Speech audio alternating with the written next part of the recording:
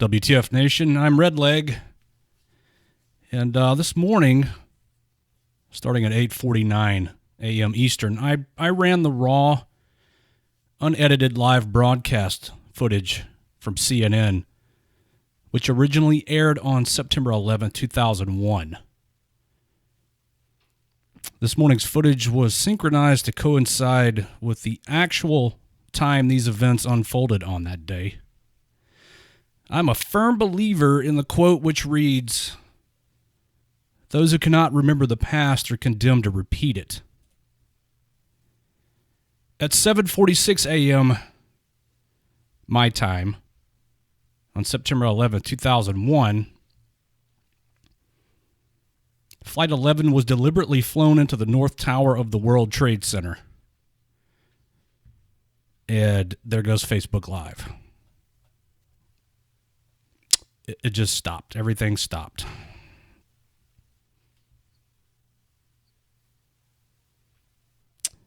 All right, well, let's get a redo.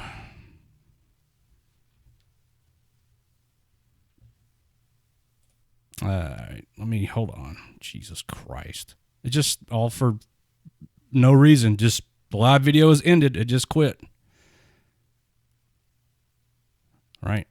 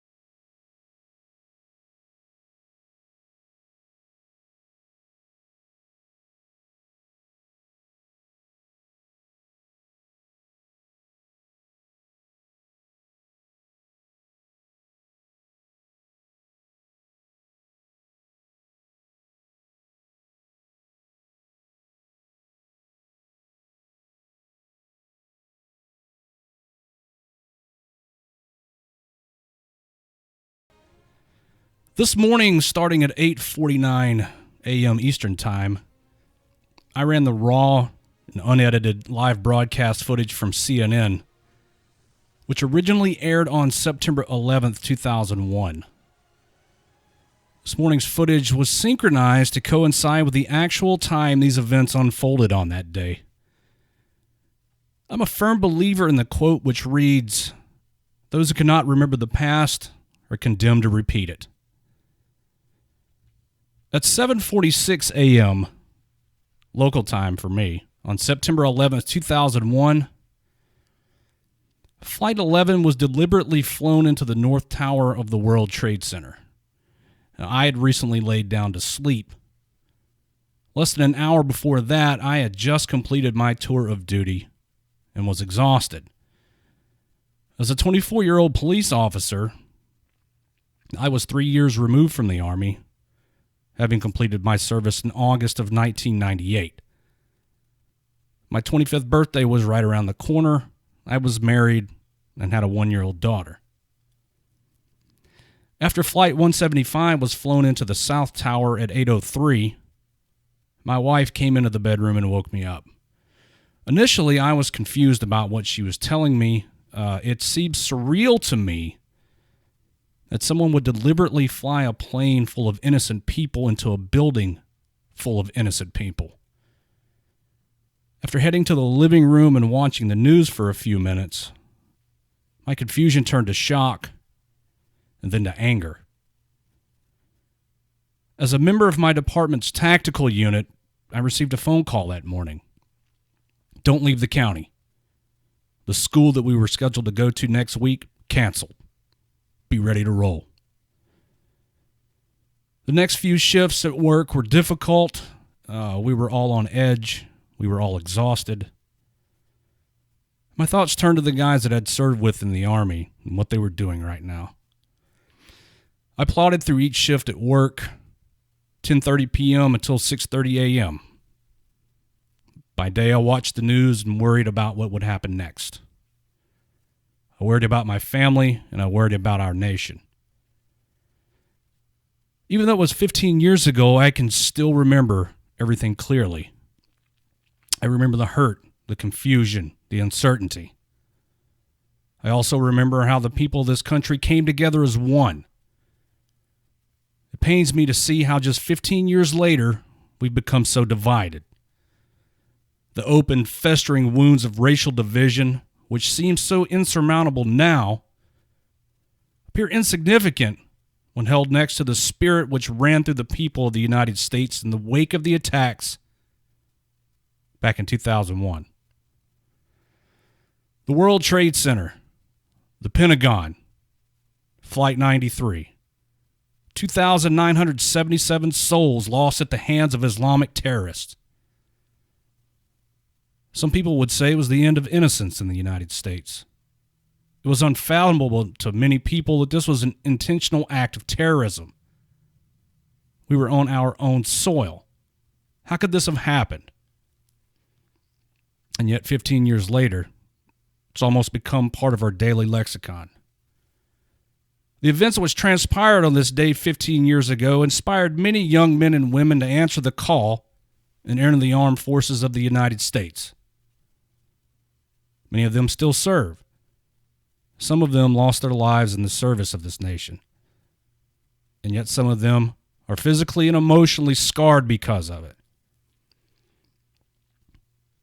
Even though I've never spoken to one who said if they had to do it again, they would do it differently. Tonight we remember those who lost their lives in the attack on that day. Tonight we remember those who lost their lives because they answered the call to serve. Tonight we remember those who have gone before us. So tonight we remember. I've got Raptor 7 on the call with me. I'd like to invite all of you in the listening audience to call in and share your story. Tell us where you were. 415-889-8367. It's like I said, Raptor 7, it's even though it was 15 years ago, I still remember everything vividly.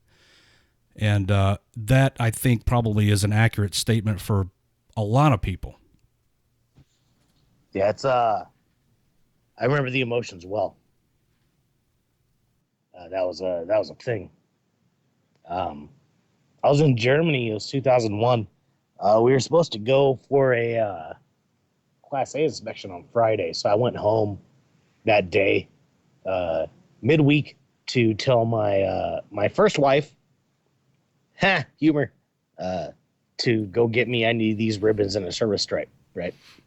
So we had a Class A inspection in forever, and I walk in the door, and she like points at the TV, and everybody always says this, oh, I just got there just in time to see the second plane hit the tower, but I did, and I was like, what the fuck? And as soon as the second plane hit the tower, I was like, I gotta go back to work. Like, I didn't know what else to do. The shock of it, I'll never forget. Not as bad as like the people in the city, but definitely bad, you know. Got to go to work. Went to the motor pool.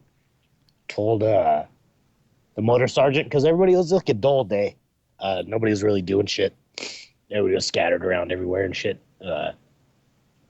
We went and drew weapons and drew ammo. Like, we were getting ready to go somewhere, and they told all the married soldiers we couldn't go anywhere. We all hung out in the barracks and watched it the entire day, sitting there. I had my saw, 240 rounds, ready to go somewhere, or 400 rounds ready to go somewhere, waiting for somebody to blame. And we didn't go anywhere. We just sat there on lockdown in Germany. There was a sense that Honestly, words. The people like needed to do something, but what? I think you kind of showcased that I gotta go back to work, and then I got all my stuff, but what are we doing? Where are we going? Nobody knows. Dude, we sat in the barracks. It used to be the old fucking forget what those names of those guys, the old gate guards. It was open post, and then they started getting word about Bin Laden and shit, and fucking the Taliban and Al Qaeda and all that. So they locked down the posts in U.S. Army Europe, and so you couldn't get on or off without signing somebody in or out. But it used to be open base, like you just fucking roll up in there. Was fucking party town, dude. GI parties were fucking insane prior to 9/11, and then they started making the MPs and tankers and shit fucking guard the gates, and the infantry division that was there, they had to guard the gates. They were mad as fuck. They were real dicks too. We had our rotation guarding the gates, and then we hired Germans. We made the German fucking the Soldaten. We made the German soldiers fucking guard the gate.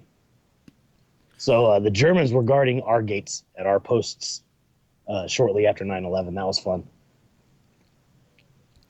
It was a surreal experience, dude. It changed the demographic of U.S. Army Europe for sure. I was over in Hohenfels when that happened. We just came back from Kosovo the second time, and it was a deal. It was a dealing-majig.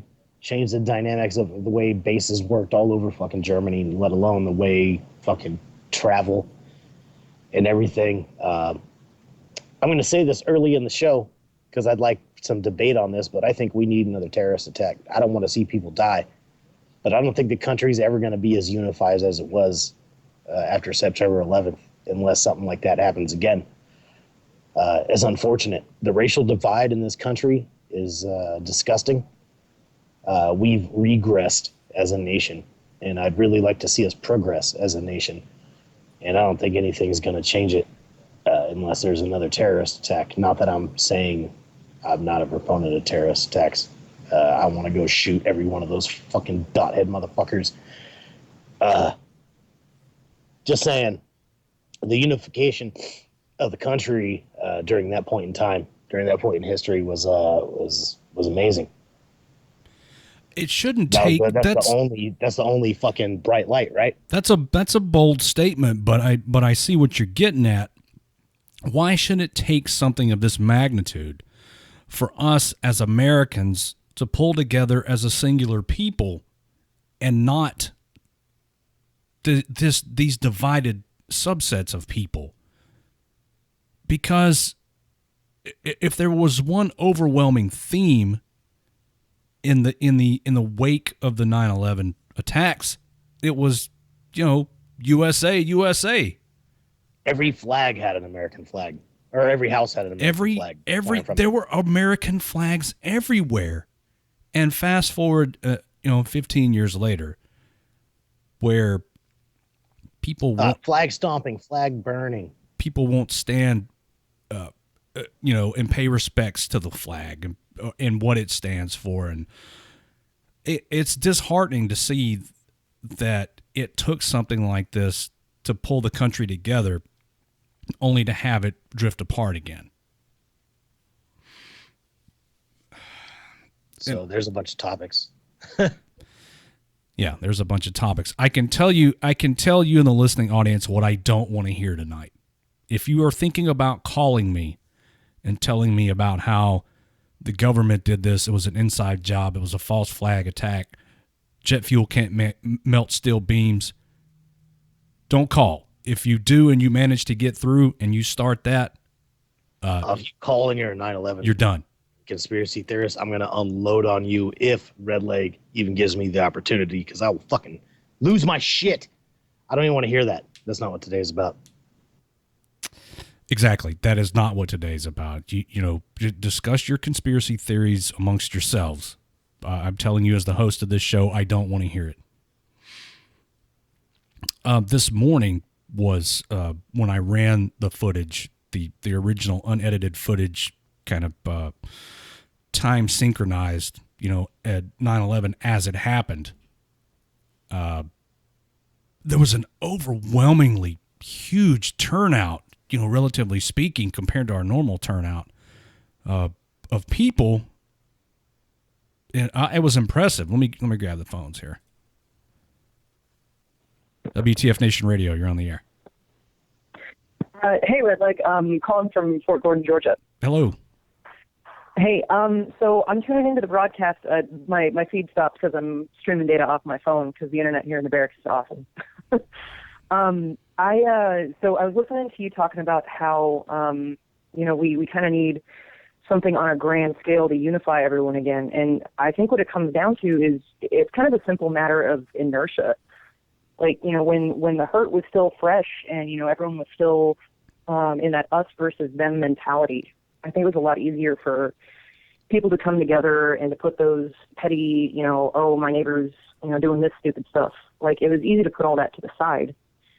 And I think that over the last 15 years, on the whole, people have started to feel more safe, and it's been easier to forget about the threats and, the issues that are still happening, here and abroad. And I think that people have just gotten to the point where the pain has faded, and so they start to bicker with their neighbors again, and we start to divide within ourselves, like the different subgroups we have within the country.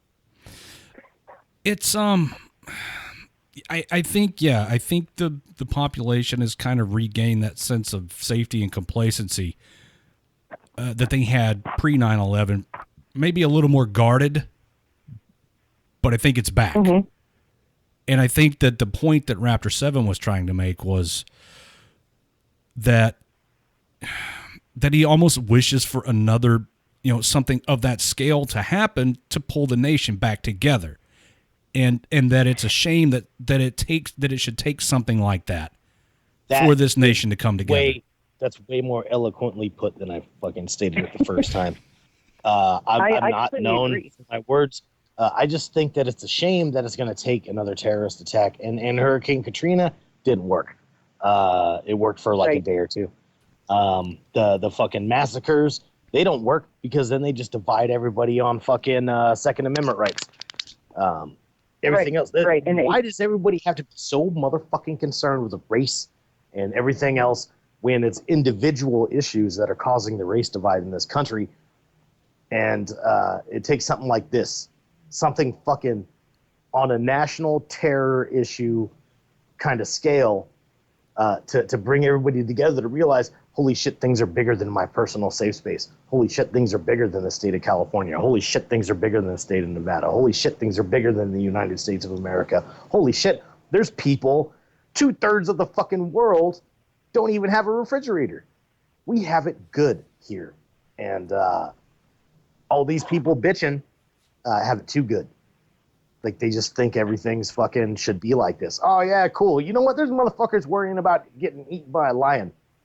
And then you want to yell about some dude that shot Cecil? Nobody grasps the fact in America, not nobody, but I'm over-exaggerating again. A lot of people don't grasp the fact that most 2/3 of the world doesn't have a refrigerator.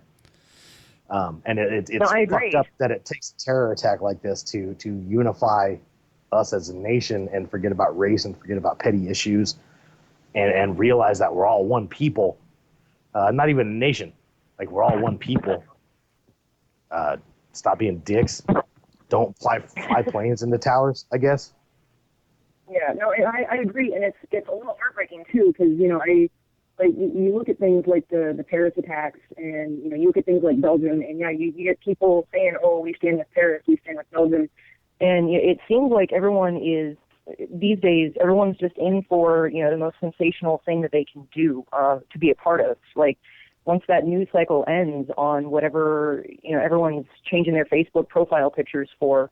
And I'm not innocent on this. Like, I did it too, and I did have to take a step back. And I was like, okay, what the fuck does me changing my profile picture on Facebook have to do with anything? Like, I think we just get so complacent, really. Like, we're so detached from things and so removed that unless something's happening here on our own soil, we just fall into that us versus them mentality. in the wrong way. And we forget that at the end of the day, like, we're all Americans, whether we were born here or we filled out the paperwork to be here. People seem to forget that. People also you can call it apathy, or you can call it complacency. People also seem to forget that there are people who would do this country harm simply because we don't subscribe to their particular set of beliefs. That's a real thing. Mm-hmm. That's a real thing. There are people who want this country. Either convert to believe what I believe, or you die. There are people who feel that way about you. They don't care if you stand for the Pledge of Allegiance or not. They don't care about Black Lives Matter. They don't care about that kind of shit. All they care about is you live in America, you're a Westerner, and you either convert or die. Isn't it right, Red Leg, that they in Iran, they wake up every morning and they're like, death to America, death to America. They have burning flags, George Bush and the Statue of Liberty all fucked up on the side of buildings. Yes. Like they're tag artists and shit. Hey, fuck yourselves, America. People hate us because we're us. That's it. Because we're the land of the free. Just by the virtue of us being who we are. Absolutely. Yeah. You go overseas. You know what? I don't even want to leave this country. I got "We the People" tattooed on my arm. And if I go anywhere, I'm pretty sure my arm's getting cut off, and that's going to be waved around as a trophy by a bunch of fucking crazy Hajis that ambush me with a machete the second I step foot out of this country. That's a thing that people hate us just because we're fucking Americans. White, black, Hispanic, go over there looking like an American. In North Korea, those guys have the exact same mentality. Like, it's like, people get so caught up in this whole, oh, we're nice and safe. Like, no, we're not. There are people out there doing their best to keep us safe, but at the end of the day, if shit hits the fan, like, are we all going to be able to come together and stand up and do what needs to be done? It's the people who are the most removed from the threat of violence, and those who are the safest, those who take it granted the most, are the ones that are complaining about their life in this country. The ones in the ivory towers. If they had done what the majority of this, the listening audience who's either serving or has served in the military or supports the military, if they had done and what we have done and been where we have been, they probably would be whistling a different tune. Absolutely. So, but I think it's easy to get comfortable when there are people who are on guard, who are insulating you from the rest of the world. What's going on, Ice? I completely agree. Hey, what's going on, guys? Aside from the obvious, I mean, well, yeah. I just I spent a large part of the day today reflecting, not only on what happened 15 years ago, but what has transpired in the country since then. And I mean, that's kind of been what we've been talking about for the past few minutes is how did we go from that to where we are now, to a bunch of, I mean, I get it. Anybody who is wrapped up in a cause and you deeply believe in a cause, if you think that your particular group of people is being slighted somehow by another group of people, I can see how you would get wrapped up into that. If there's some truth to it, fine. If not, or if the truth is being embellished and you're buying into the propaganda and drinking the Kool-Aid, why don't you take a step back, look back 15 years ago today at what happened and what it did to this country, and then fast forward 15 years to now and put the two next to each other and look at how ridiculous it is. Mm-hmm. Look at how stupid and insignificant your cause and your perceived problems are. It's nothing. It's nothing. It's nothing compared to what happened to 2,977 people in one day. Your lack of Kool-Aid doesn't mean shit in the grand scheme of things. If you can't put Hot Pockets in the refrigerator, you know what? End up on a plane, flown into a tower. Ended up dead. Ended up dead because of fucking world problems. You know what? There's a world out there.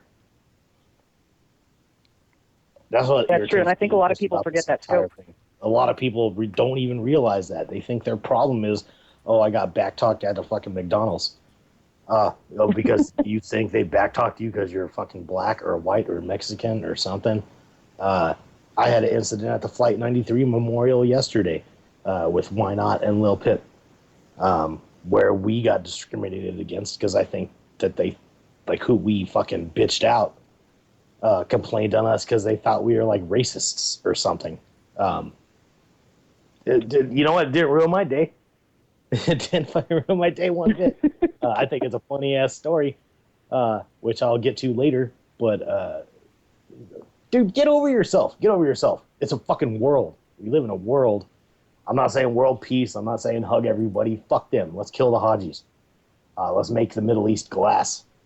But God damn it, dude. When it comes down to it, Black Lives Matter. Go fuck your insignificant problems.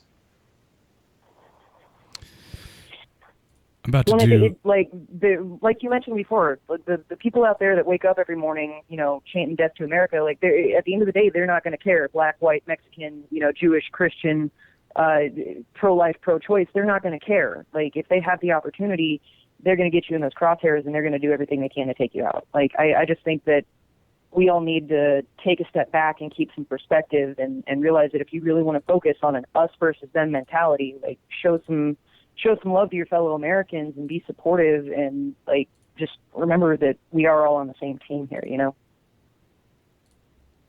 Of course we are. But why should it take something of this magnitude to get everybody to remember that? That's kind of the point we're making. Fucking right. I completely agree. I don't know. I think that's all I've got to say on this one. But yeah, I'm completely driving with what you guys are saying. You make some very good points. Well, thank you, and we appreciate your call from Fort Gordon. Thanks, guys. Have a great night. Thank you. Hey, good night. Thanks for calling. Hey, little one, say good night. Say good night. Good night. Good night. Night, kiddo. Red leg and I say good night. Yeah, and Buckeyes, right? Yeah, you got some eyes too. He said, No, she walked away all humble and was like, name. Ice, what's on your mind, man? Same as you guys. I've kind of, it's hard to watch any of them. I just get fucking steamed. Talking about it right now, I couldn't even imagine the terror of those individuals, the feeling they fucking had when they were on those planes, and all that shit was happening. All that crap that was going on. I was watching the replays and all that. I'm like, fuck. 15 Dude, years I went ago.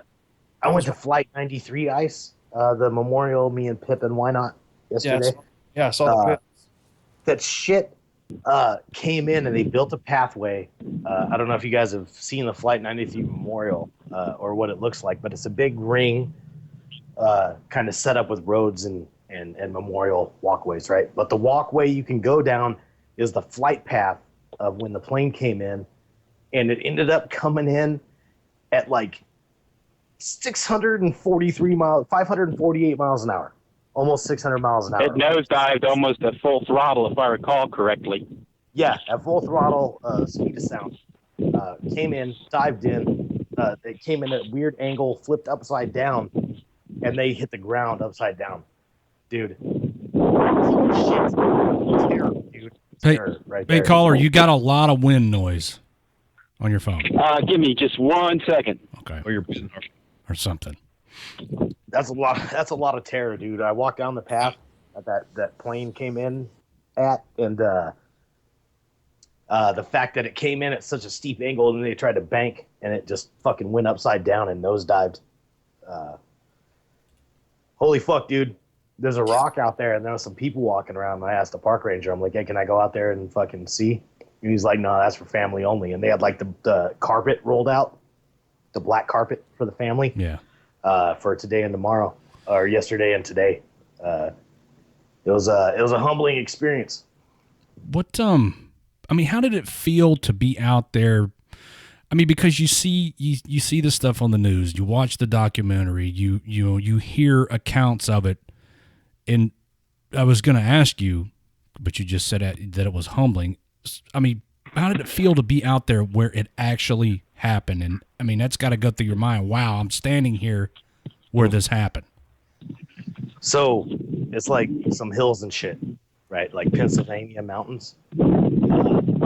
And then there's like grass, flowers, and like you look up a hill in every direction. It's like kind of in a valley, a big valley, but a depression, I should say. But there's like houses on the hills and shit. Like these people saw this, but they're in the middle of fucking nowhere, dude. Like it was a 3-hour drive from Pennsylvania or from Philadelphia.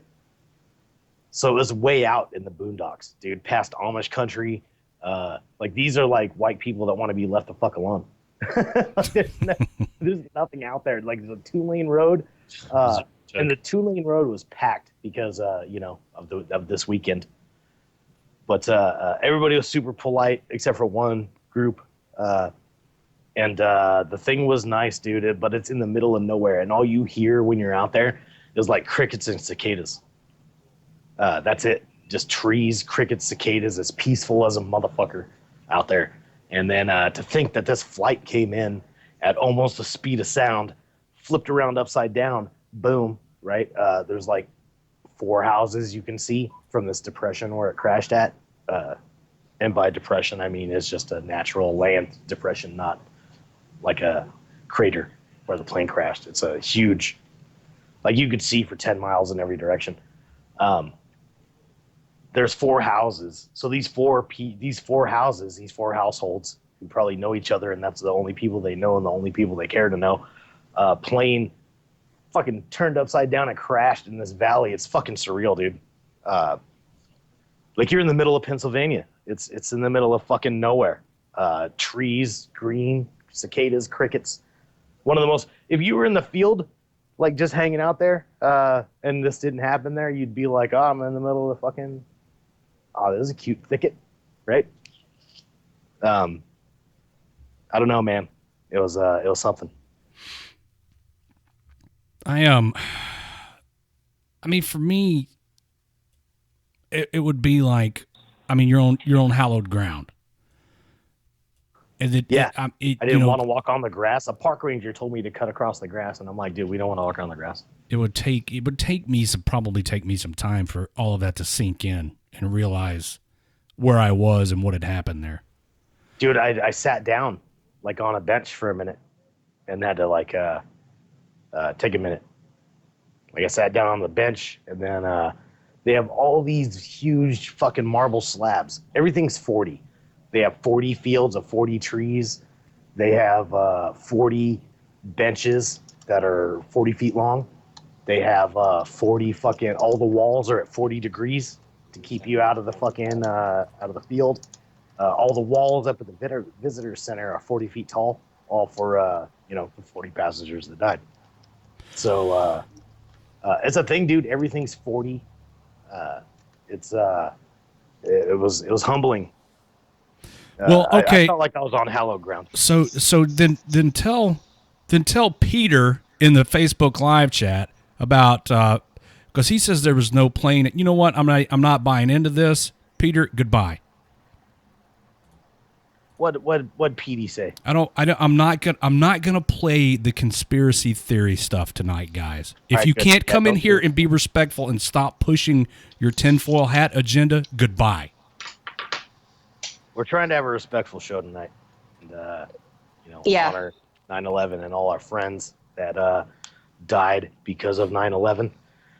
And if you can't get past the fact that we're not going into conspiracy theories and that we're trying to honor the people that died in 9/11 and the people that died since because of that and because of the Hajis, then fuck yourself. Fuck off.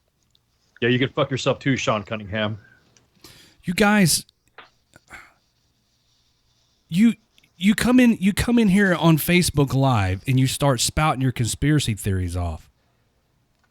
How do you think? What would you say to one of these people's family members if they were in here right now?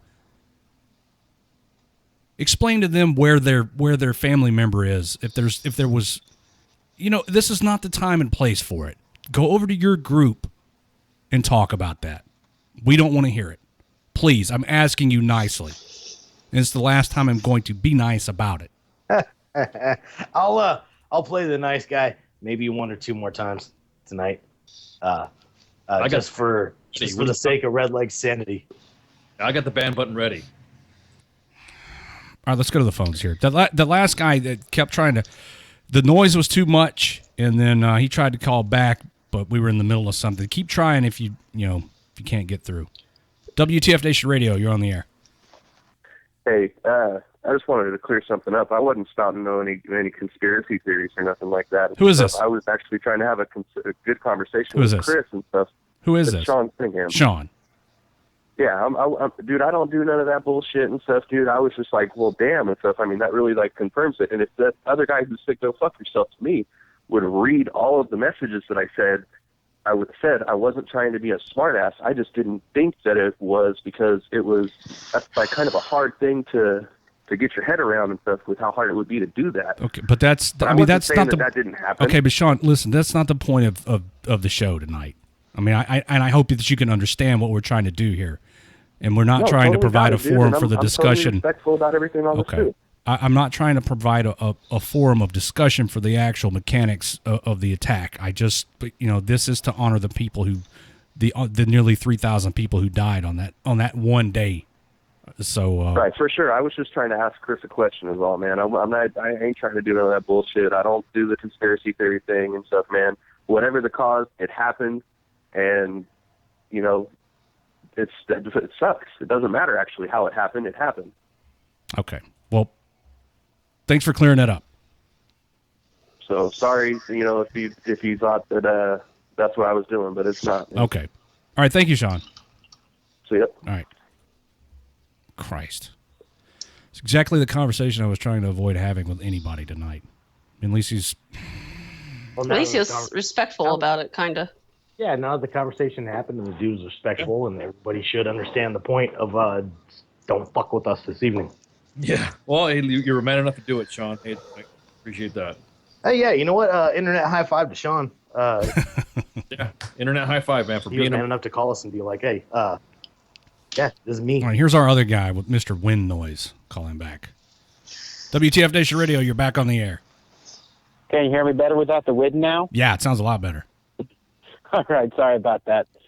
What it is you're talking earlier about, the patriotism of this country and how we went from this great high down to this great low today, where everyone's saying it sucks to be America, or, we've got all these problems. Oh, yeah, I love that conversation. To me personally, we don't always have to have full-on patriotism, flags everywhere, that kind of thing. It floats just beneath the surface, kind of like a salmon swimming along. That's where it is. That's where it lies. It doesn't always have to be at the forefront. But, there are times, that will bring it up. We got events throughout the year that, bring forth, like, hey, this is America. We've got the 4th of July, Memorial Day, Veterans Day. We have several events that, just keep it alive. But unfortunately, something's happened, and now it's like, it's just sinking. Okay, so I have something. Can I fire Yes, off on this? go ahead, please. Red Leg, Chet, fuck. Go ahead. This time of year is especially tough for veterans, and it has been since I've been an active member of the veteran community. From this day all the way through the rest of the year, right? You got September 11th, Veterans Day, fucking Thanksgiving, Christmas, all the holidays, fucking New Year's. Dudes are bummed. They're wanting to be seclusive, be recluses or whatever. This is a rough time of year. We're going into it. It's the way things are. People fucking get trapped in their heads. And from now until the end of the year, everybody's going to be shitty. From veteran organizations arguing with each other to fucking individuals arguing with each other to everything. I firmly believe this, and mark my words, I'm putting squares on it. I'm making a prediction. It's going to happen again this year because this happened for the last fucking 3 years that I remember. So from now until the end of the year, shit's gonna get fucking hairy, and we need to watch our backs. Watch your brothers' backs. 22 a day, blah blah blah, whatever mantra you want to fucking carry on, but we need to watch each other. Today's a big day. Today brings up a lot of emotions. So does the rest of this year. So pay attention to your battles. I do. But, one of the things that always gets me, you were talking about it, the guy just called in, it's an apology, apparently there was a misunderstanding. One of the things that, always gets me is always these people like, oh, it's an inside job, this sort of thing and the other. I can't buy that. I just can't. Well, I mean, I don't care. It happened. Yeah, exactly. And I was about to cut you off and say I don't even want to speak on the subject, but I'm glad you took the course that you did in saying that no matter how it happened, and somewhere, a mother, a wife, a husband, somewhere somebody's grieving.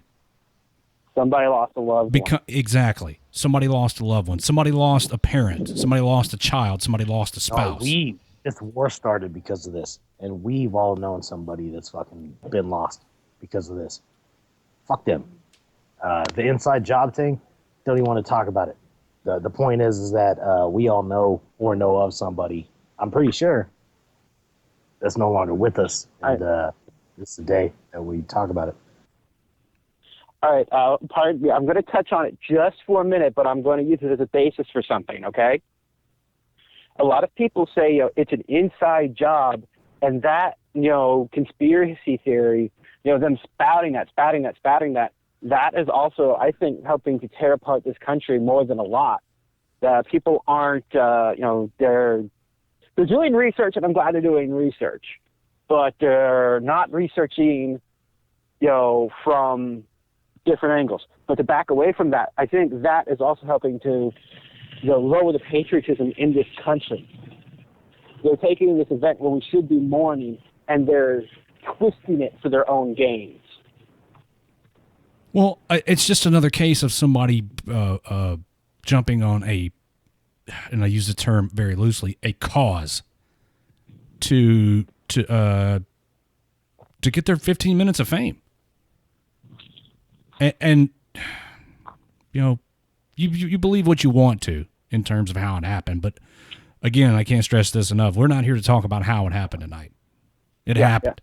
Yeah. I'm just saying, people are using it to further their own gains, yes. And I personally believe that that's wrong. Right now, this should be a time of coming together. This should be a time of, celebrating life on a day we lost it. Let us mourn their passing. But I believe the time for, yes, we will always be sad on this day. We should mark it with reverence. But let us also celebrate the lives that survived. There were survivors there. Let us celebrate them. Let us celebrate the actions of these men who selflessly gave their lives. Does that make sense? It does. No, it does, and I think that's very well said, and I'm glad you finally got through, minus the wind noise. Yeah. I apologize for that. It's okay, man. It's kind of windy here today. Yeah. Let me you did good. Let me get to some of the other calls. Yeah, very well stated. Thank you very much, sir. All right. Y'all have a good evening. You do the same. Have a good evening. If anybody calls up with any conspiracy theories, I'm going to lose my shit unless you're well spoken. I mean, I hope that I've established that I just don't. I don't have the energy right now to discuss this with anybody. Not of the right course. day to fucking talk. All right, let me get one more phone call. We're going to have to take a break soon. WTF Nation Radio, you're on the air. Hey, guys. I've just been listening to y'all's show tonight, all about 9/11, and just been thinking about to when it happened. I was in middle school at the time, and I remember back then I didn't know anything about it. I was like, all right, what's the World Trade Center? I had no clue.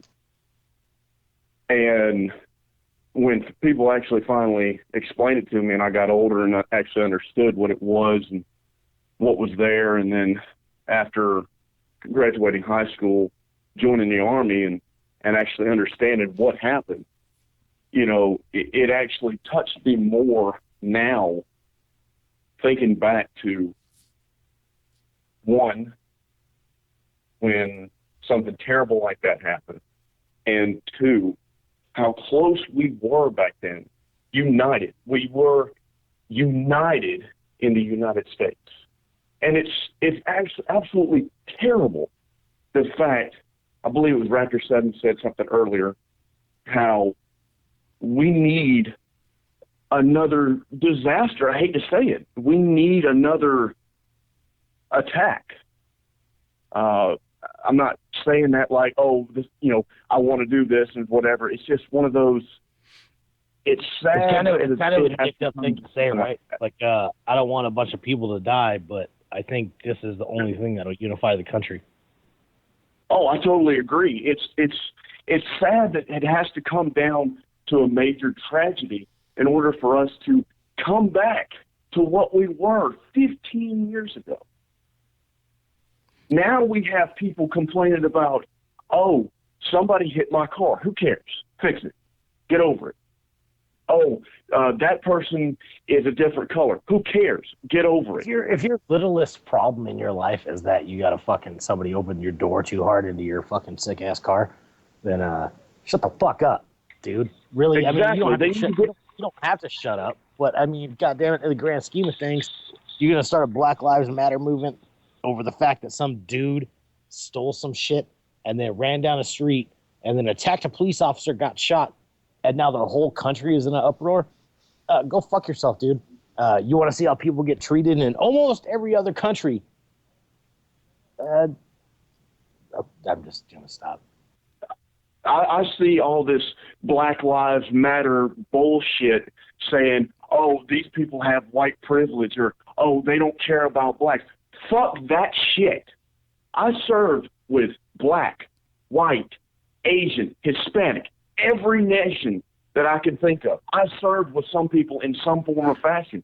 I didn't see any kind of race or bullshit. I've had a black guy right next to me. Guess what? He's not black to me. He's my brother. Who the fuck cares? Exactly. What color you are? Exactly.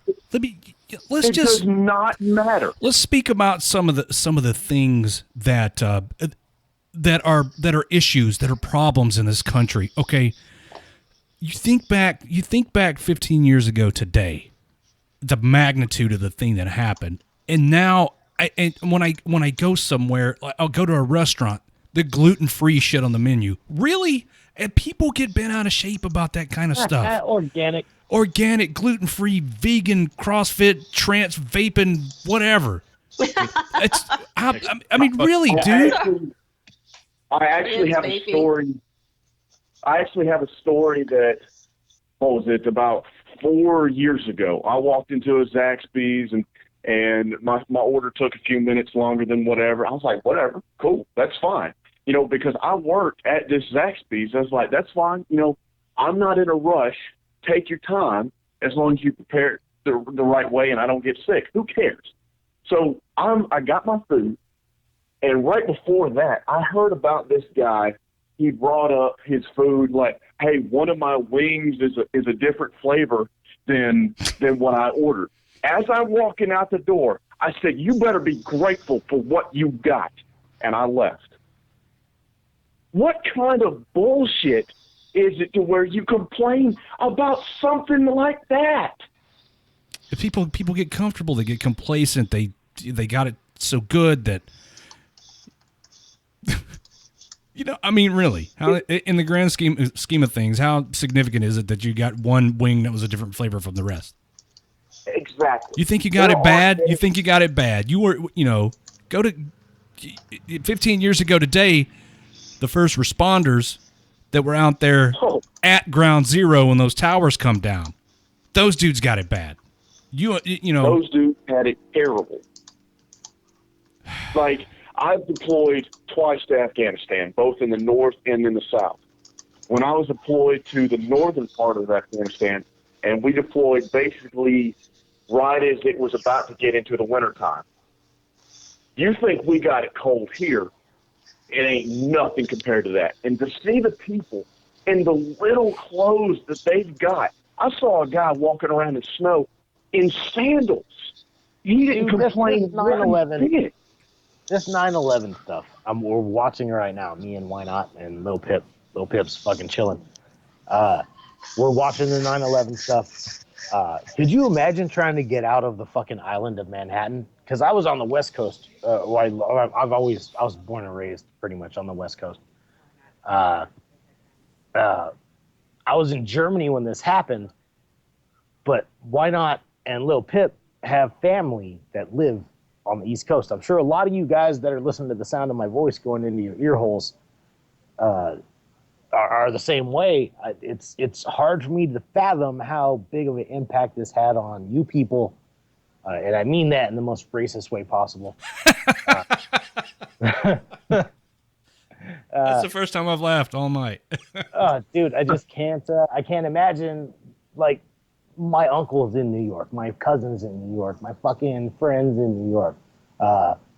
They're on the island of Manhattan. Can you imagine getting the fuck out of Manhattan when the zombie apocalypse or 9/11 happens? Dude, people were walking across the bridge, abandoning their cars. Oh, savage.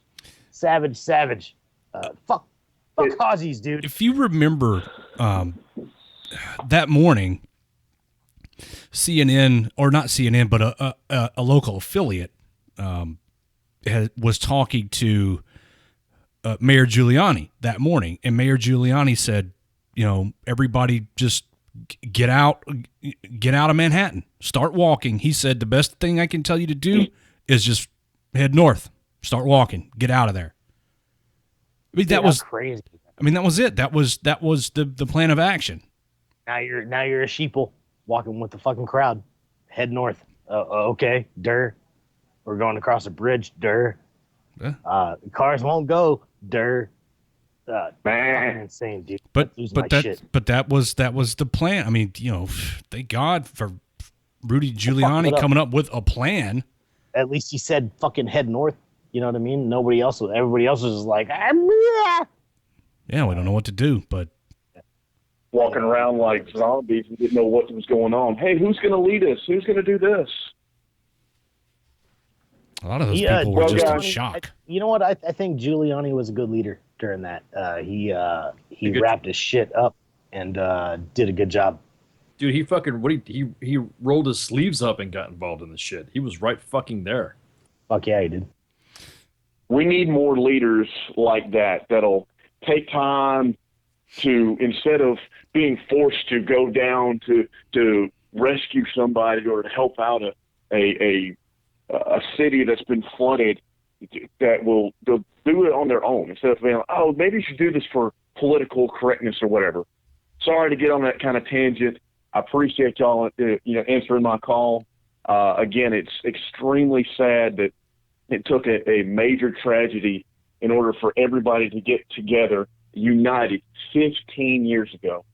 I hope and pray that we'll be able to be united again soon, because that's what we need. Again, guys, I appreciate y'all taking my call. Y'all have a wonderful night. Good call. Thank you, sir.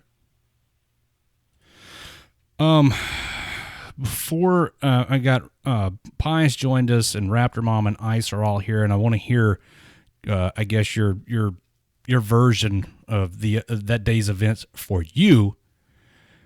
But before that, I want to take a break, and my usual break is play a couple of songs or a chop or something like that. But tonight's going to be a little different, and unfortunately for the people that are just listening to the audio feed through the radio station, because of the technological limitations of what I got going on here, you're not going to be able to hear anything.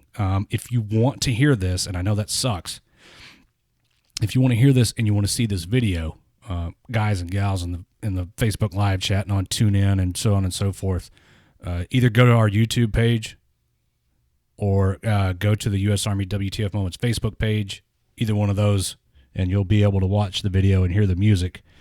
And then we'll come back and take some more phone calls, and we'll hear from Ice and Raptor Mom and Pi. Thank you, everybody who's called in so far. and I appreciate everybody keeping kind of with the somber theme here, and everybody for the most part is being civilized. It's greatly appreciated. What was that a dig at me? No. I'm trying to be nice, dude. You are. No, you're being good. You're being good. All right, good. I appreciate it. I'm doing the best I can. Thanks.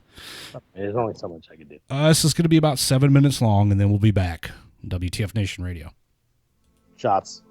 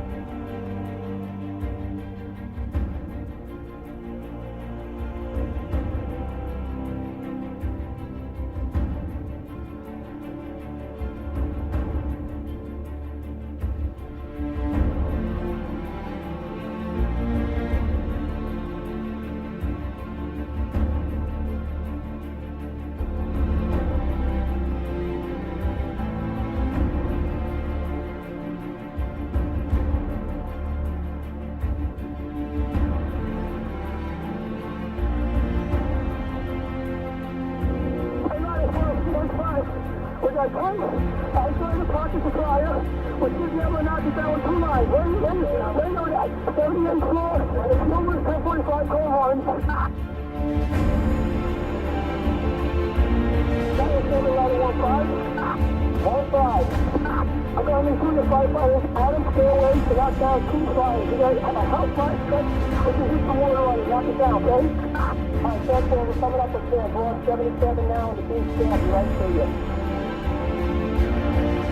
What's floor you on? 48 right now. Alright, 4 people are coming up behind you. Please understand you all. Roxanne Adams, South Tower. 478. South Tower, almost as long as there's 200 up here. I'll press forward on our way.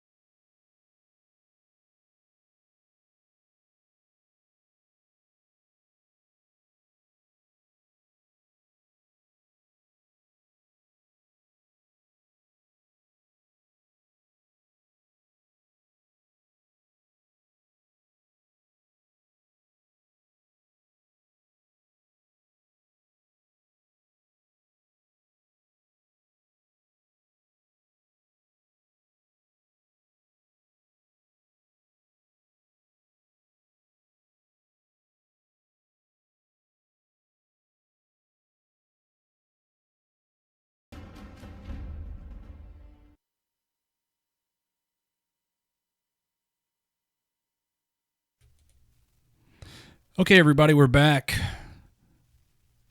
from our break. I saw some comments about the video, and we were discussing off the air. I was with the thing this morning. I reached out to the staff and got everybody's opinion about whether or not I should do it, and because a part of me was reluctant to replay all of that video. Live, raw, unedited as it happened. And everybody to a person on the staff said, no, do it. And I listened to the staff and I listened to the part of my brain that was saying, it's going to be tough for some people to watch, but everybody needs to see this. Everybody needs to remember. So it kind of, and I mentioned this off the air also, it kind of set the tone for me for today. I've been I've kind of been bummed out, but mostly it's been kind of a somber feeling. And that was compounded by the fact that I spent most of the day alone here at home, while Mrs. Redleg was off spending my money. So, and now here we are. Did she buy like some kind of tortoiseshell purse or something like that? She bought some makeup and I don't know, shoes, whatever chicks buy when they go shopping. So, I know I said before that break that I was going to allow some of the other members of the staff to talk about where they were and what they were doing. And Raptor 7 says that Why Not wants to say words. Is she ready to say words? because I heard her when she said it the first time. Oh yeah, Why Not did say a minute ago that she wanted to say words, and now I think she wants to say words. Let's do it. Put it in your ear vagina and say fucking mouth hole things. Yesterday, Raptor 7 and Little Pip and I went to the Flight 93 Memorial, and there were some pretty loud, white, trashy, shitty fucking humans. I was trying to be nice. Obnoxious people. It was a family of 4, really overweight hippo. Well, let me preface this real quick, because in case you guys don't know, the water buffalo.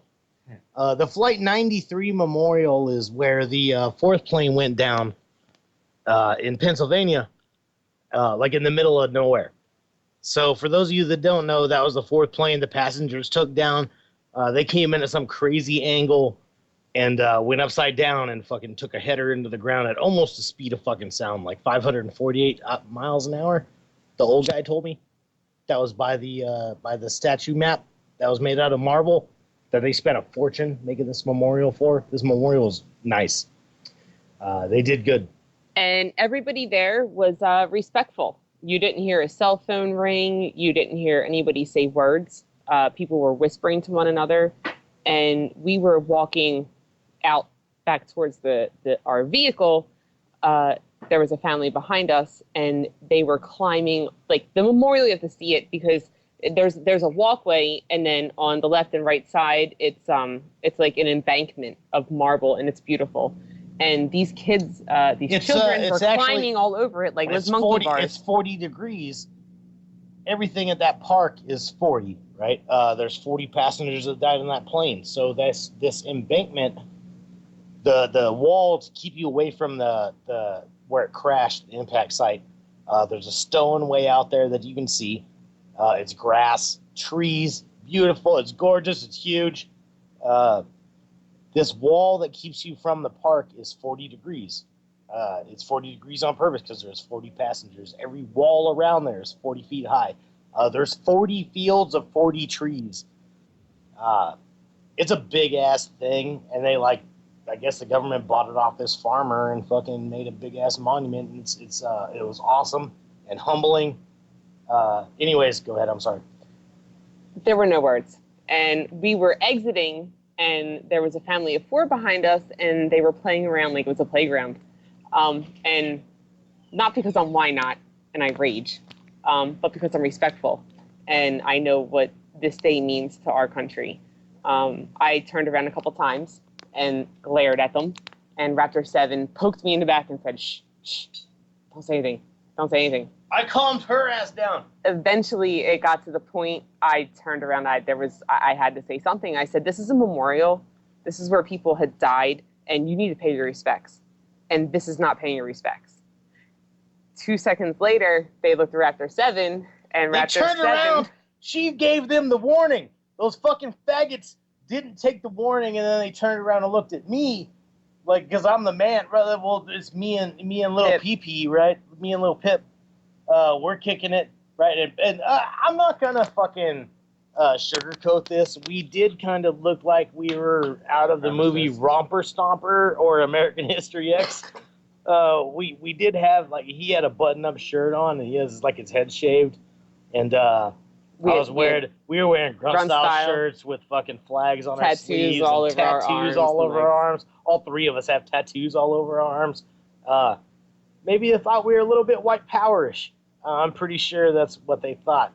So I said, hey, how about you keep walking before I say something I'm going to fucking regret? And then they looked at me, all of them, all 4 of them, and I'm like, keep fucking walking. And then they kept walking, and we stopped, and we looked at the rocks, and we looked at the thing, and we tried to absorb it, and I tried to, like, choke down the anger deep down in my stomach, right? I tried to, like, push it down deep, that these little faggots were disrespecting a memorial that's important to all 3 of us that were there. And the families that were there. The families. There was a family out walking in the field and shit, and this little kid's like fucking banking off the 40-degree fucking marble thing. I was mad as shit. Why Not said the first things, then I said the second things. Then they kept walking, and they got way ahead of us. When we walked into this joint, there was like 2 park rangers. Like one that was super fat, and she was sitting over in the shade on a park bench.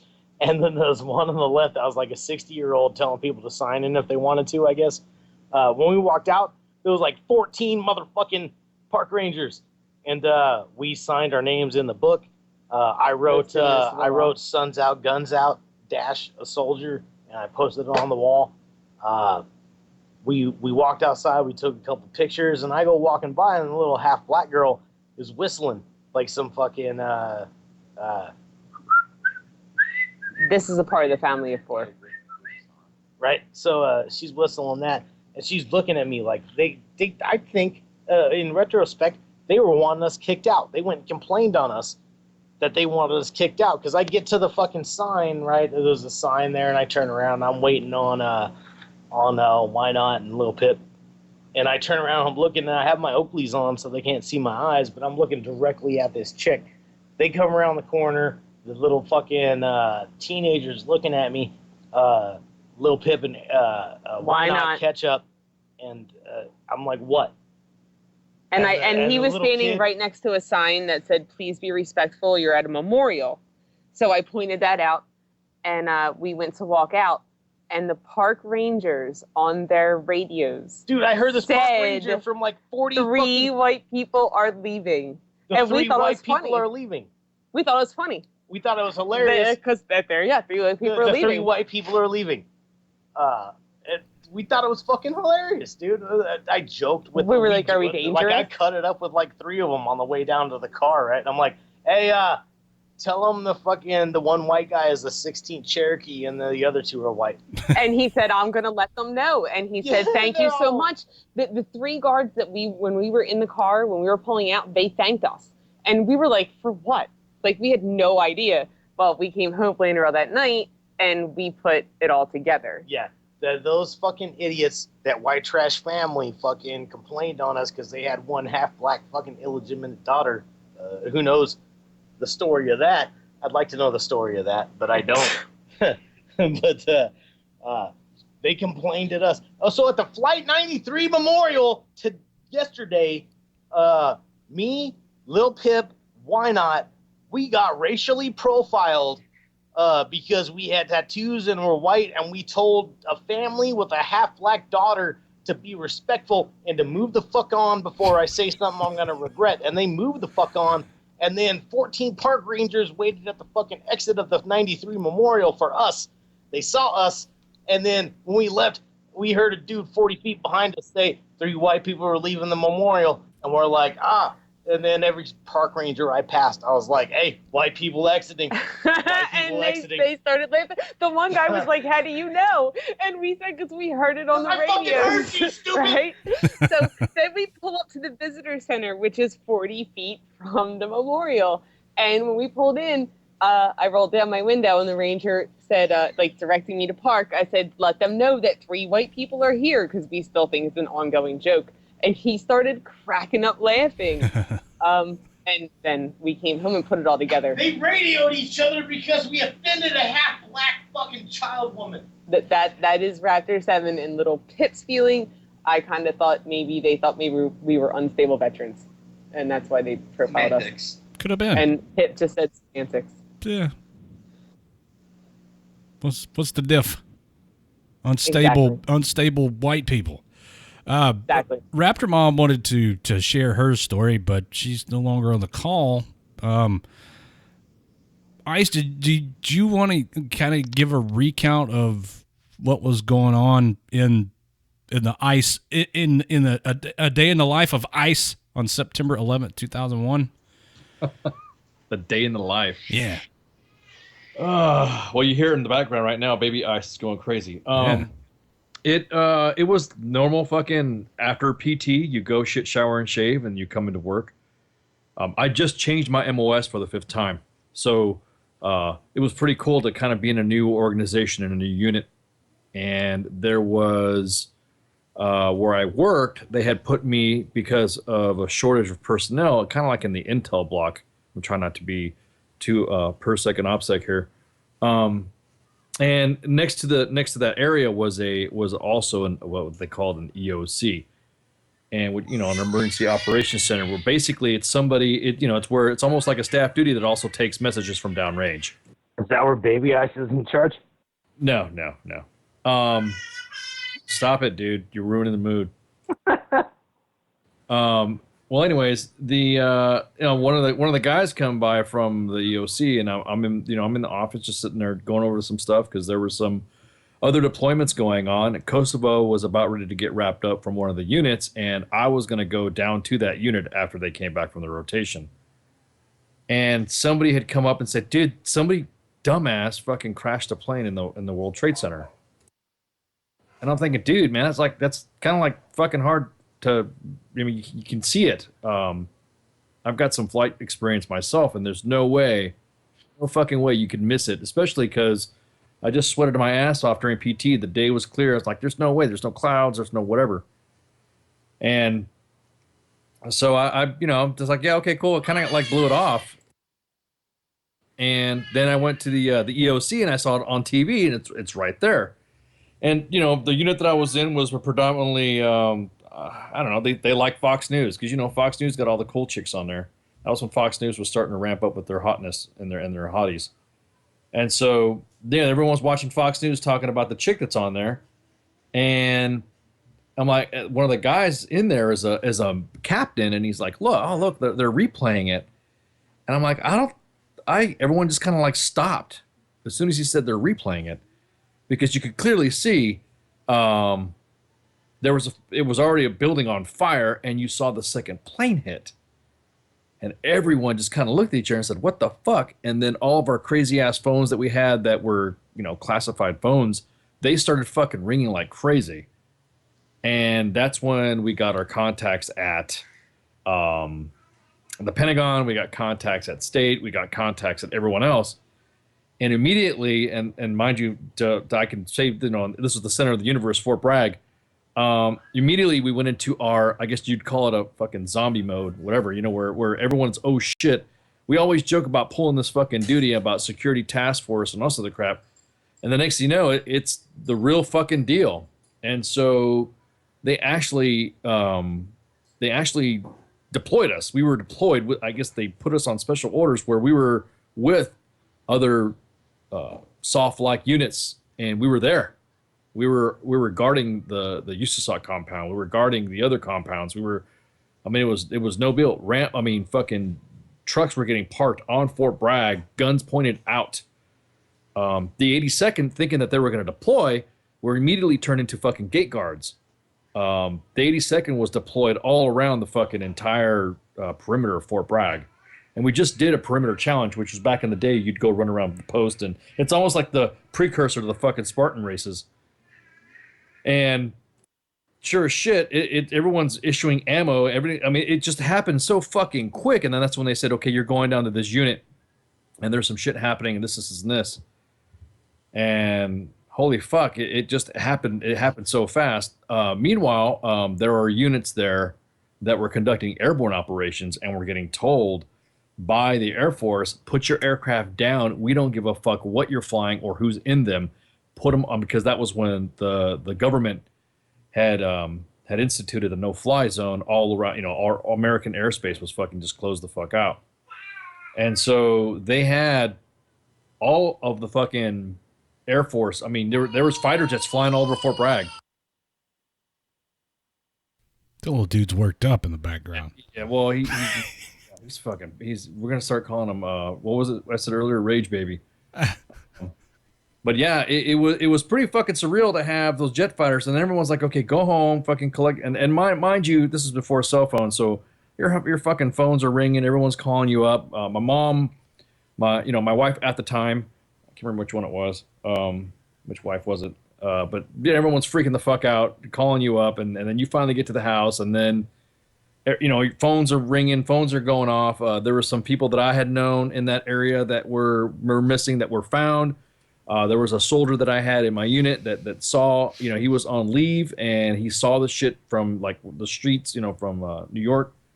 He was watching the shit happening, like the building on fire, and calling everybody up saying, what the fuck? And we can hear his we had him on speakerphone in the company, and we could hear his fucking event happening in front of him. So we hear him fucking crying and saying, "Oh my God," and "What the fuck." Guys, I gotta go, and then hangs up, and then calls back again. We're just all fucking glued to our phones in the unit area. We finally get to the house, and then that's when they saw that if you are not, you will try to get on post. Fort Bragg has been locked down. They've pushed the perimeter out past both PXs, past the housing area. So now the small bubble that Fort Bragg used to be was now fucking enlarged. And the next thing you know, they said, "We don't care what." Just come to work. We don't care what uniform you're in. Just get to work. And so I'm thinking, okay, well, fucking, First Sergeant didn't say anything about, coming into PT and shit and whatever. And so what do we do? And my platoon sergeant's like, just get in duty uniform, be in your PTs, bring your duty uniform in the bag and all that, because traffic's going to be a bitch. And the next thing you know, fuck this. I want to fucking put my mountain bike in the back of my truck just in the event traffic is backed up. Traffic was backed up from Fort Bragg at one of the access control points almost out to I'll just say 11 miles out. Oh, wow. So 11 miles? Yeah, 11 miles out. So everyone was trying to get into different areas onto Fort Bragg. At that time, the reason why is that not only was there 100% security check, and Nelly, you're right, the tank traps, the triple strands, the guns. They said, we don't care if you get here at 1500. It literally took me almost 7.5 hours to get on post from PT formation. So I finally get there. They say, go over here, go to your fucking unit, go, because there was pretty much they were starting to. Everything was starting to get secured. Triple strand concertina everywhere. It was, again, so fucking surreal. Oh yeah, engineers are going nuts. Oh, the engineers. Oh, there was engineers across the street, and these were the guys that did the rough terrain drops. The guys that were purposely jump in the trees to clear them out and shit. Those guys were blocking Sapper Street next to the engineer chapel with their fucking D9 shit, with their fucking kind of like a one way in. So they were using a D9 to block Sapper Street and the 9th Infantry Division Road and Riley Road and Gruber. So all these heavy equipments hits large vehicles that you'd never thought. They parked heavy equipment? They were parked in the streets. You ain't getting through. The All-American Expressway was backed all the way out, oh my God, until Highway 95. So with that, then that's when we get there, and then that's when I'm getting a uniform again, and then I think for 3-4 days, we were walking around locked and loaded, ready to go on fucking Fort Bragg, expecting something else, because all we were hearing was fragmented reports that the State Department was hit, the Pentagon, a VBID hit the Pentagon, the Washington Memorial was hit, and then that following day, that's when the White House, when everybody, I don't know if you guys saw that in the news a day later, that a plane had flown over the White House, and everybody started clearing the White House, and people were running out of the U.S. Capitol. So it was pretty fucking dicey. We were drawing down on vehicles, large fucking trucks. Americans, we were drawing down. We didn't fucking know. And we were pointing our weapons at them, and it wasn't, I'm just talking to one of my soldiers. I was just a buck sergeant at the time. I was like, guys, do not fuck, in this time right now would not be the time to fucking panic and mistake an innocent American just delivering fucking, I don't know, uniforms to the PX or some shit. You know what I mean? If he's coming out speaking fucking Arabic, though, unload on his ass. And I'll fucking take the hit for it. And I'll say, yeah, I told him to shoot. If you hear any of the Allahs or any of the snack bars coming out, fucking sorry. Because by then, in the line of work that I was doing, we were already doing the analyses of who could have attacked the U.S. All those briefs that were happening that they said was during the 9/11 Commission, the military at that time were getting the same briefs. And so we had already been spun up on the attacks of, we can go back all the way to fucking 1998 when they locked down Germany because the 2 embassies in Africa got bombed, Al-Qaeda. And then the fucking Khobar Towers, Al-Qaeda. And then fucking the World Trade Center in 93, Al-Qaeda. All the attacks in Africa, all the time. As a matter of fact, there were several countries that were fucking offering up Osama bin Laden to the administration at the time. And they said, no, he's not a threat. And so we were doing all this analysis, and everybody, I mean, there was no mistake. There was no, well, maybe he was, or maybe no, it was somebody else. No, everybody in the intel world kind of got together and said this was fucking Osama bin Laden. There's no fucking doubt that it was Osama bin Laden. Afghanistan was hiding these guys out, and then that's how the Taliban was created. And everyone, it was kind of crazy because the world was watching everything happen. Like, it's not happening here. It's not a big deal. You know, fucking women in burqas. I don't know if you guys saw that iconic photo of the guy holding an AK to a woman. You remember the fucking 10-mile long line of refugees? Yeah. K4 and the S4? Yeah. Well, that's what I'm saying. That's why I got counseled and almost got fucking reduced in rank because I said, are we on the right side? Because we were protecting guys that were literally stealing from American fucking soldiers, that were stealing from the Serbians. Now, I'm not saying that Slobodan Milosevic was Slobodan Milosevic. Yeah, Milosevic or you know, fucking whatever, Sam. Yeah, Baby Ice hates that motherfucker. Yeah. Anyways. So the whole point being is that the fucking everyone kind of came to that same fucking conclusion. Everyone came to the conclusion that fucking it was fucking Al Qaeda. And then after that, of course, Operation Enduring Freedom. Operation Enduring Freedom, what people don't realize, didn't just start at Afghanistan at the same time. It started in Afghanistan, Africa, and the Philippines. September 11th, them upside the fucking dick face. Did we just hammer it down on them? Oh man, yeah. That's when everything started in October. October is when the Rangers jumped in. The Philippines kicked in full of fucking effect. Africa was going off. People didn't realize that Africa was also involved in Operation Enduring Freedom. Everybody was fucking rocking and rolling on that shit, and then that's when it started. And then of course, no sooner than didn't Clinton fucking dick around and miss fucking Osama with some tomahawks back in like '88. Yeah, he did, but it was one of those dirt hole things where there was nobody at the time, and then at that time, an actual pharmaceutical company moved in, and actually started building in an area that he thought, okay, well these are the guys I can take a hit on this one, and he fucking blew. Why the Philippines? Abu Sayyaf had become affiliated with the with Al Qaeda at the time. Those were the guys that were there. Then moving up to Iraq, there were some guys that were involved with the Fedayeen Saddam that were involved with, just some splinter guys that ended up evolving into Al Qaeda of Iraq. So, when all these motherfuckers said that we had, this bullshit were, damn, dude, relax. He's hyper. Yeah, he's all pumped. Yeah, exactly. Yeah, I am getting to that point right now. So everything was so relentless, like the ISIS producer behind him telling him what to say. Exactly, telling him what to say. So we also had the Tora Bora. We had Operation Anaconda. We also had some events that happened in hang on. We also had in the Philippines as well. So all this shit just to me, again, going back to what I was saying, what I was doing that day. For me, it was just shock. It was just fucking surreal. I couldn't believe that. I couldn't believe that I'm fucking sitting there holding my rifle and pointing it at trucks that are possibly coming my way. It knocked the wind out of my sails. Yeah. Is that I say better words than that? That's how I felt. For me, like, I'd been out of the Army for 3 years. I was let's see, December 10th was when December 10th, 2001 is when my inactive ready reserve commitment ran out.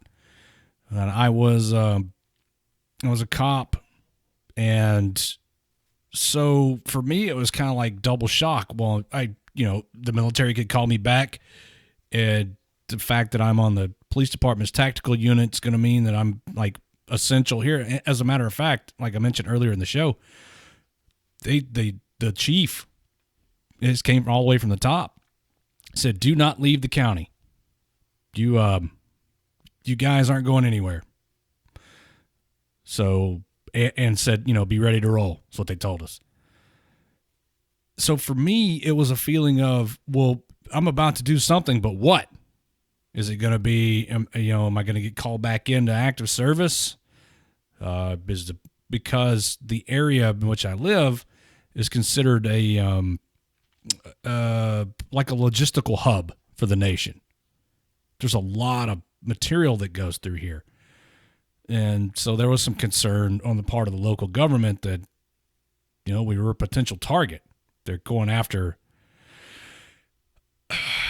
I'm of the opinion that they went after the Twin Towers at the World Trade Center because they were such an iconic landmark. And that's it. That my opinion is exactly that why. No other ulterior motive. They blew that stupid van up in the basement of that in fucking the 80s or the early 90s. What was it? It was 1993, yeah. It was pretty obvious why they attacked the Pentagon. And the speculation is that the fourth aircraft, Flight 93, was headed towards the White House. So, there were I guess, propaganda and political motives for them. But immediately in the aftermath of this thing, there was some concern that they were going to go after the nation's infrastructure and logistics and things like that. So, we were kind of on alert. And it was touch and go for a while. And by that, I mean the plan that they'd come up with was just be ready to do something, but that's all we can tell you. So I'll never forget the feeling of sitting in the barracks. Our entire unit, we had 3 buildings, and I was sitting in building 17, and I was sitting in my buddy's room, and we were watching Manhattan burn. Both the towers had collapsed at this point, and we're all sitting there. Like, by all, I mean like 12 of us. And every room had like 12 dudes in it, but there were like probably 12 of us in Gladew's room. Hey, what up? Shout out Gladue. We watched Manhattan look like it burned forever with full combat loads. Dude, I sat there with my saw and 400 rounds and just was waiting for somewhere to go. And I was a horizontal engineer. Not like I'm anything fucking hardcore. Not claiming to be anything hardcore, but I sat there with a combat load. All of us had combat loads in the U.S. Army, Europe. Sitting there at Hohenfels, waiting for somewhere to go. Weapons drawn, everything. We had all our TA-50 ready to go. I'll never forget. Hey, Pi, are you still here? Yeah, man. Okay, I think, Pi, you probably have an interesting perspective. Like, your story is probably going to be a little different than everybody else's, and the listening audience will find out soon. I mean, if you're willing to share. Yeah. Go for it, Pi. So, wow. September 11th, 2001, I was still in England. And I was currently working at the BBC as a security supervisor. Now, for any of you guys that don't know what the BBC is, it's the British Broadcasting Corporation. It's like essentially the biggest television network in the country. They have they do all kinds of shit like news and they have BBC America, BBC Worldwide, radio, all kinds of stuff. Anyway, so I was working at a place called Television Center, which is where they filmed the majority of their programs, like music, news, TV shows, just all kinds of stuff. And I was on night shift at the time, and it was like any other freaking night shift. They had a bar upstairs at the beginning of the night shift. Once the outgoing shift had already gone home, we'd go upstairs to the bar, have a couple of beers. Once the bar closed, then we'd just carry on working. It was weird. But like managers and bosses and directors and shit, they'd be up in the bar too. They'd buy us drinks and stuff. And it was just a weird type environment. Anyway, so just like any other night, you know, get done with the bars, carry on working, you know, make sure everything's good, you know, relieve dudes of positions if we were short on staff so they could go take breaks, lunch, smoke, whatever. And it was about 5 o'clock in the morning, because England's like 4 hours ahead, or 4 or 5 hours ahead, depends on if it's daylight savings or not. Anyway,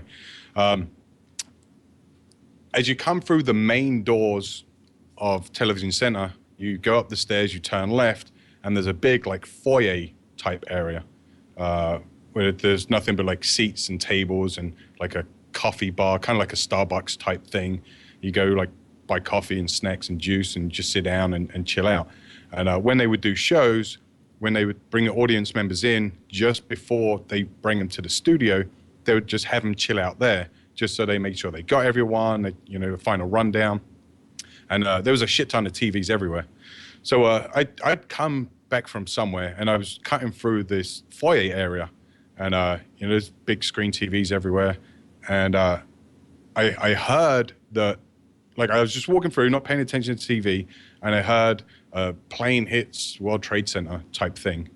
And I stopped and looked at the TV, and seen like huge freaking explosion, and you know, the World Trade Center. I'm not sure if it was the first one or the second one. I can't remember.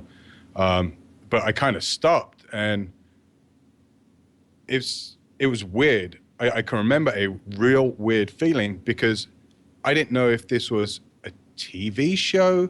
I didn't know if it was just an internal BBC production, because they used to air a lot of stuff that they like preview it beforehand and play it around the buildings before they'd actually put it out to the public. Like I didn't know. Like I was in a place that creates TV shows and shit, and I didn't know if this was part of it, or like I didn't know what the fuck was going on. So I immediately went to our fire security control room, where a huge ass fucking control room where we monitor absolutely everything. And I went in there and I spoke to the supervisor in there. I was like, hey, do you know what's going on with the news right now? Is like something crazy going on? He's like, yeah, we're watching it right now. So I'm like, oh shit. So then I called the manager that was on duty and linked up with him. We pulled the fire security control room supervisor, and then we linked up with the night shift BBC manager, who was in charge of the entire building, like the facilities manager. And together, like, we kind of made sure everyone was on the same fucking page, and then we reported a hire, and that was essentially it. There was talks of pulling people, like evacuating the building of some of the taller, bigger buildings around London that the BBC owned.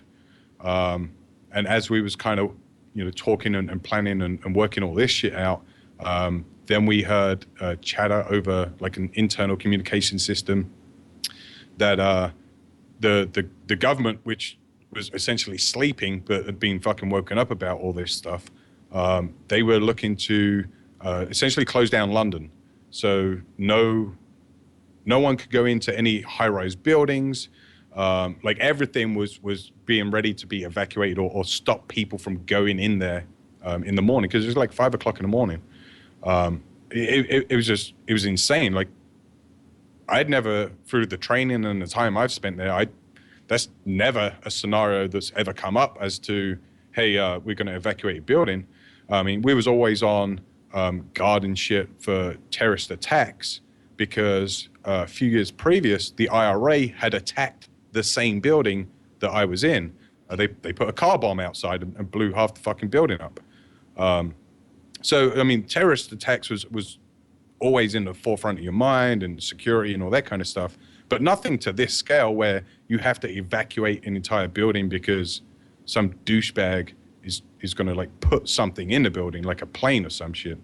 So even though my big concern wasn't any of the buildings downtown or even on the civil side, the fact that the entry and exit points around the building I was at Television Center was so freaking flimsy.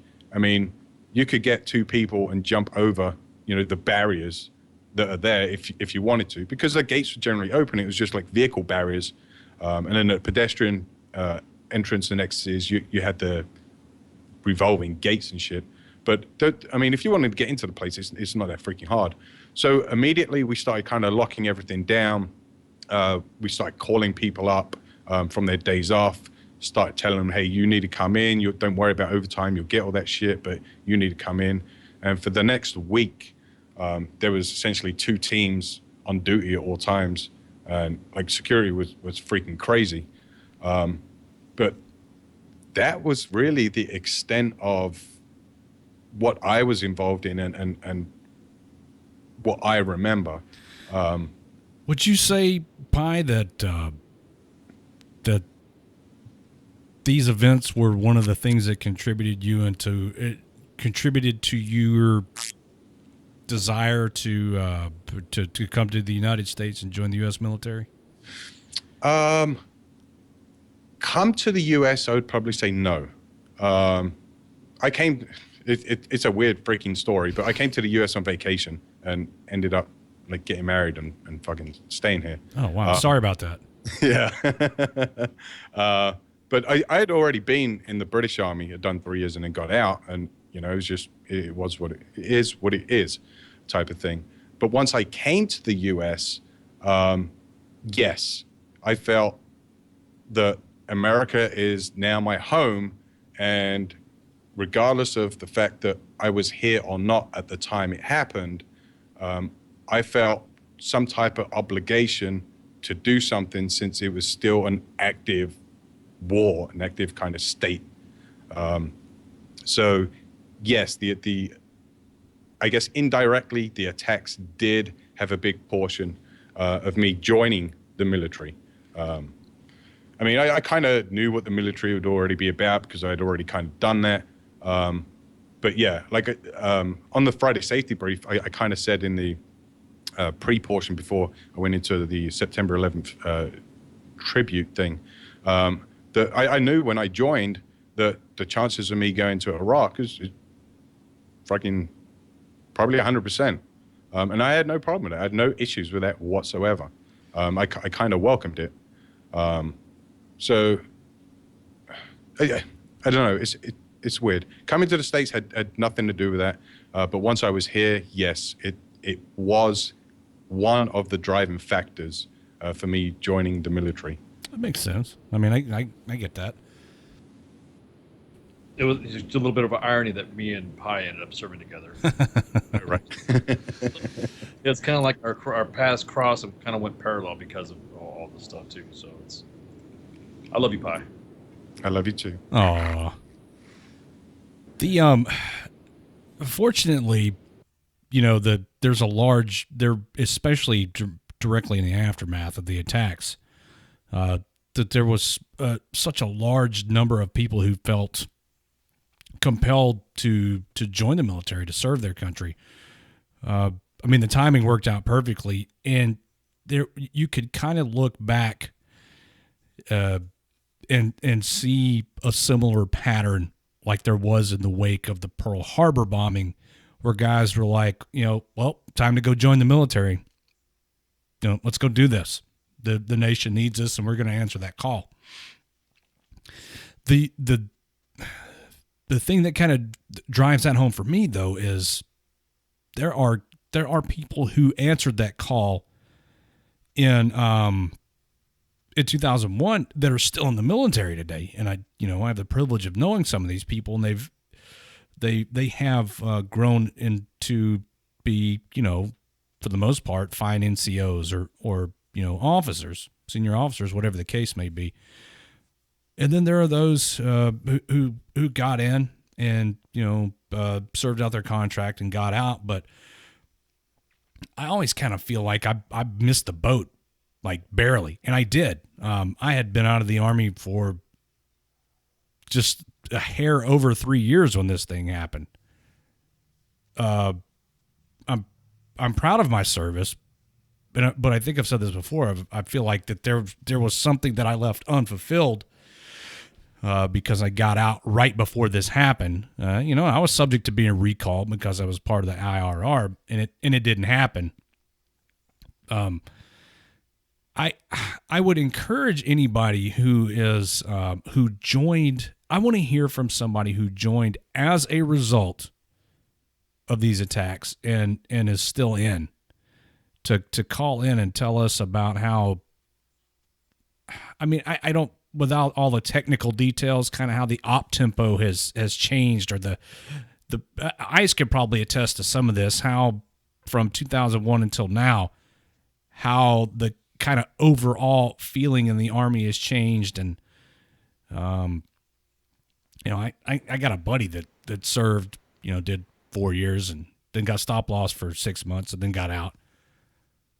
Well, I will say this, that the soldiers coming in during that time were exceptionally motivated. There was no, you could tell these kids to fucking eat a tree and then swing it and hit somebody with it, and they would fucking do it. They were so enthused. They just wanted some payback. So the motivation for them were fucking, it was just awesome. It was these batch of kids that came in. I couldn't believe that from when I came in. I was flabbergasted that these kids would even, fuck yeah, Sarnt, put me in the shit, Sarnt. Hey, Sarnt. To include guys like Pie. I'm in there, fucking Sarnt. Let's go do it, Sarnt. And I almost to the point where, like, God damn, these kids are making me look bad. You know what I mean? It was like, fuck. These kids were on it. The generation that joined from 9/11, to me, I couldn't have been so proud. I mean, I was so proud of them. Just from the mere fact that they were motivated, no complaints, no fucking drama.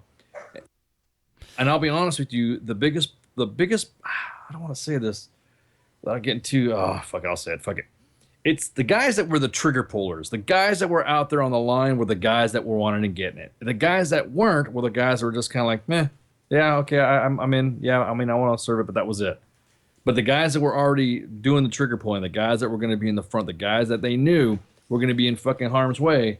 Like when we went into Iraq the first time when I was in my organization, they were saying that pretty much 40 of you aren't coming back. That's how bad it was when we were going to go into it. The same thing with Afghanistan. There was going to be some heavy losses, but these kids didn't give a shit. They were like, fuck yeah. They're high-fiving each other like. It's like, yeah, did you what? He just said a whole company's going to go away? Yeah. Fuck yeah, let's do it. You know, I'm like, God damn, kids, realize, calm the fuck down, you know, because, again, it wasn't like coming back from Kosovo or Bosnia where nobody fucking shot at you. I was telling these kids, guys, it's not like what your dad's fucking military was where nobody shot at you. These motherfuckers are going to be shooting back at you. Roger, Sarnt, and I'm ready for it. I'm going to go do my SGLI. And they would come back fucking up. And I was like, fuck. So these guys, they just wanted some get back. Exactly. We were full of piss and vinegar. Jay Reddy, are you one of the I joined the Army because of 9/11 dudes? Yeah.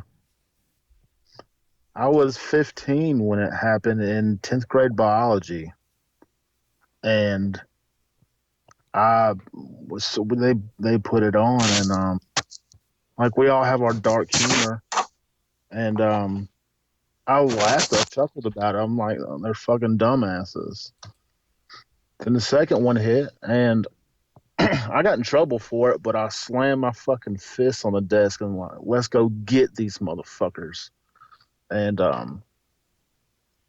my teacher was a vet, and he lost both his legs, but he took me out in the hall, and perpetually he pointed me in the direction to go to join the Army. And yeah, I was fucking mad for a whole year while the buildup was happening, and then I got in 03. And you went and did the damn thing. Yep, not knowing what the fuck to do. I was just mad, full of piss and vinegar. I mean, every fucking 17-year-old was. And at that time, and we got them. Well, how was it? I don't see. What I don't understand is, I guess at that time I did not understand it at all. What a terrorist was. Anybody my age, we didn't ever have to. We never really heard that word. It wasn't used in the media that much. I guess when you're 15, you don't pay attention to the news that much. But the only thing I remember from my childhood being like a big act of terror was the Oklahoma City bombing. And Yeah, that's really about it. And then this hit, and y'all had being older, y'all had the you have vivid detail of that stuff, and that amazes me. So you just kind of saw red, and then yeah, I'm a fucking ginger, so I mean that's how we do. you just got pissed. And you're like, fuck it, I want to go get some. So you just put balls and shit. Thank you. I love it. Oh, here's Raptor 6. Oh, another one of my kids. Raptor 6. Raptor 6. Raptor 6 not here. Yeah, Household 6 just told me that I'm so old that I was everybody's boss in WTF Nation World. Oh man, there are times that Raptor Sorry, 6. I was muted. No, it's okay. Hey, Raptor 6. Oh, what up? What's up, kid? Hey, what's up, dog? Shit, it's halftime. I'm Raptor 7. This is Raptor 6. Oh, hello. Raptor 6, where were you 15 years ago today? I was passed out, and I had recently dropped out of high school, and I hadn't been doing shit. I was on the interwebs trying to pretend like I was a hacker, fucking with people all night with all these things invading people's computers, and I was a real geek back in the day. And I woke up at about... Did you get lost in chicks? No. I was like kind of a shut-in because I had moved, and I didn't really know anybody, so I was just like, fuck it. Like I became kind of like a hermit, and so I just stayed on the interwebs all night, fucking around and shit. And so I woke up at like 10 in the morning, and I flipped my TV on, and I had to kind of do a double take. Now the first thing I saw was a caption. It was like America under attack. I was like, oh, what the fuck's going on? So then it took me a few minutes to catch up, because I missed the initial whatever, to see like everything that had transpired. And I was like, holy fuck. And I had turned 17 about 2.5 weeks prior. And after that, I went and enrolled at the community college, and I guess fortunate enough to have my Northeast education. It was enough where I went and took the GED pre-test, and I didn't have to take any classes. They're like, you're not that stupid. You can just go take the test. I was like, all right, cool. So I went and took the GED test, boom, passed it. And then I guess I was a recruiter's dream. Well, like many were at the time, because I pretty much just walked in and was like, hey, let's fill these papers out. Let's get it going. So I went in the delayed entry program. I went off the training in April of 2003. I was still 17, still the youngest. And finished all my training. Actually, I think our graduation was on September 11th of the following year. And I shipped off to Germany, did a rotation at Hohenfels in the middle of the winter, and then right after that, the Iraq thing kicked off, and we were part of the invasion of that. So I didn't do the whole Afghanistan thing the first time. I was part of the invasion of Iraq. Did a miserable 16.5-month deployment with them. And I came back, and I mean, my story is pretty boring. Like I said, I haven't been doing it ever since. I've been on 2 other combat deployments since then. And I'm still doing it. Stupid. That Yeah, 16th it's deployment, lame. was that with Alpha Company? No, this is the Big Army. That was me. First Armored Division. Yeah, we got relieved by the 1st Cav Division, and they didn't know what the fuck they were doing. And at the time, Muqtada al-Sadr's fat ass decided to do a little uprising out there in, no, it wasn't Karbala. Was it Karbala? It was Karbala and Najaf. Yeah, Karbala. So we had to go surround the city and then listen to him say he wanted to negotiate after we surrounded the city and we're about to fucking storm it and kill everybody with an armband. And then that was kind of the, I know I'm getting off track here, but for those of you that remember, every time we go to kill the motherfucker, he'd be like, "Oh wait, I want to negotiate," and then we fucked off for some reason. We're like, "Oh okay, well we won't do anything then." For those of you that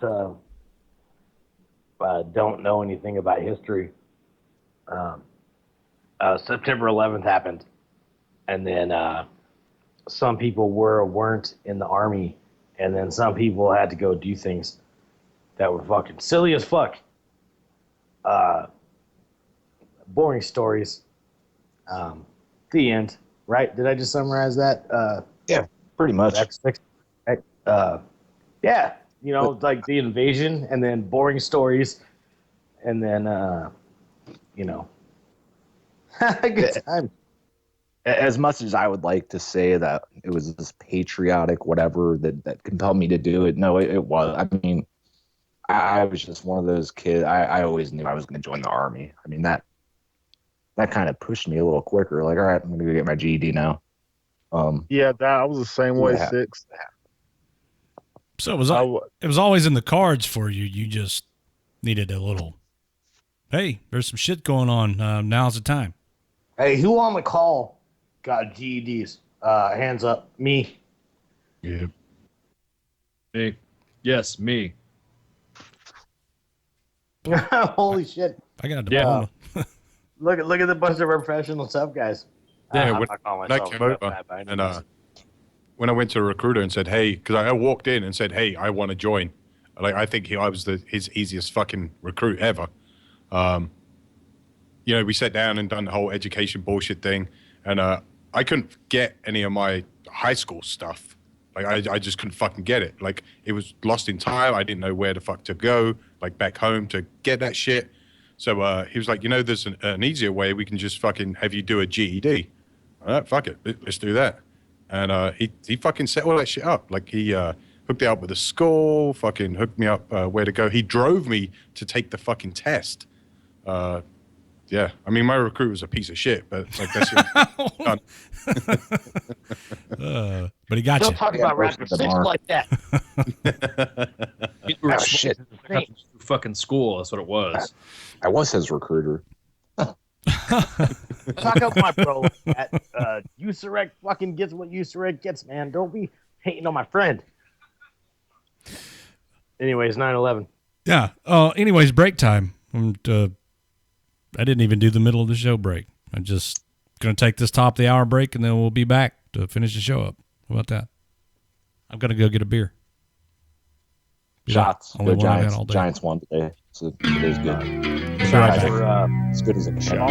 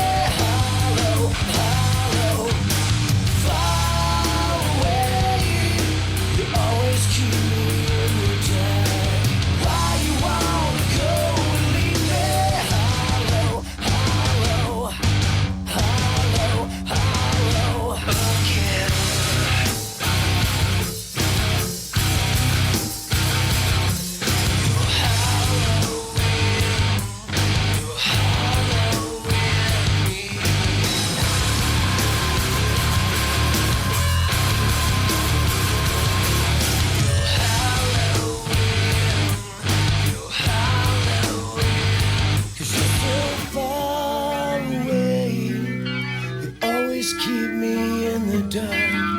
Why you wanna go and leave me?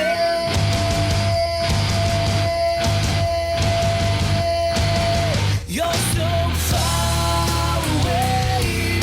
You always keep me in the dark. Why you wanna go and leave me? Hollow, hollow, far away. You always keep me in the dark. Why you wanna go and leave me? Hollow, hollow, far away. You always keep me in the dark. Why you wanna go and leave me?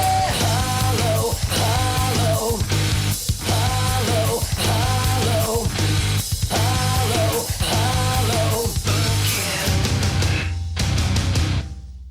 The voice of U.S. Army, WTF Moments. This is WTF Nation Radio.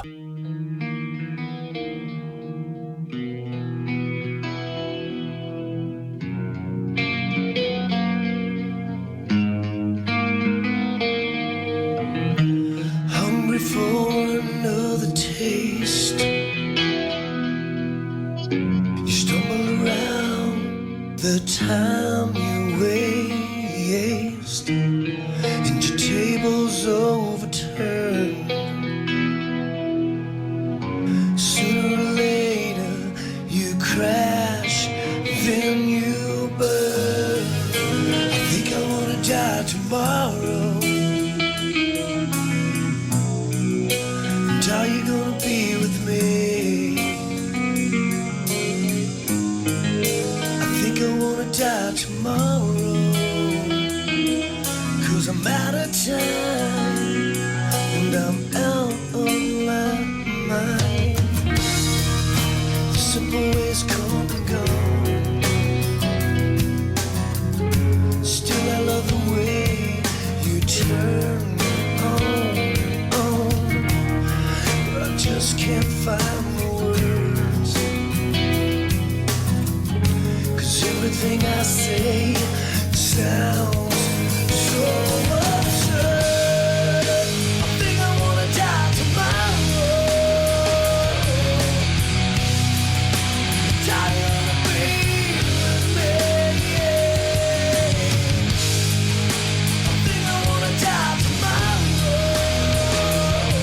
'Cause I'm out of time and I'm out of my mind. But it's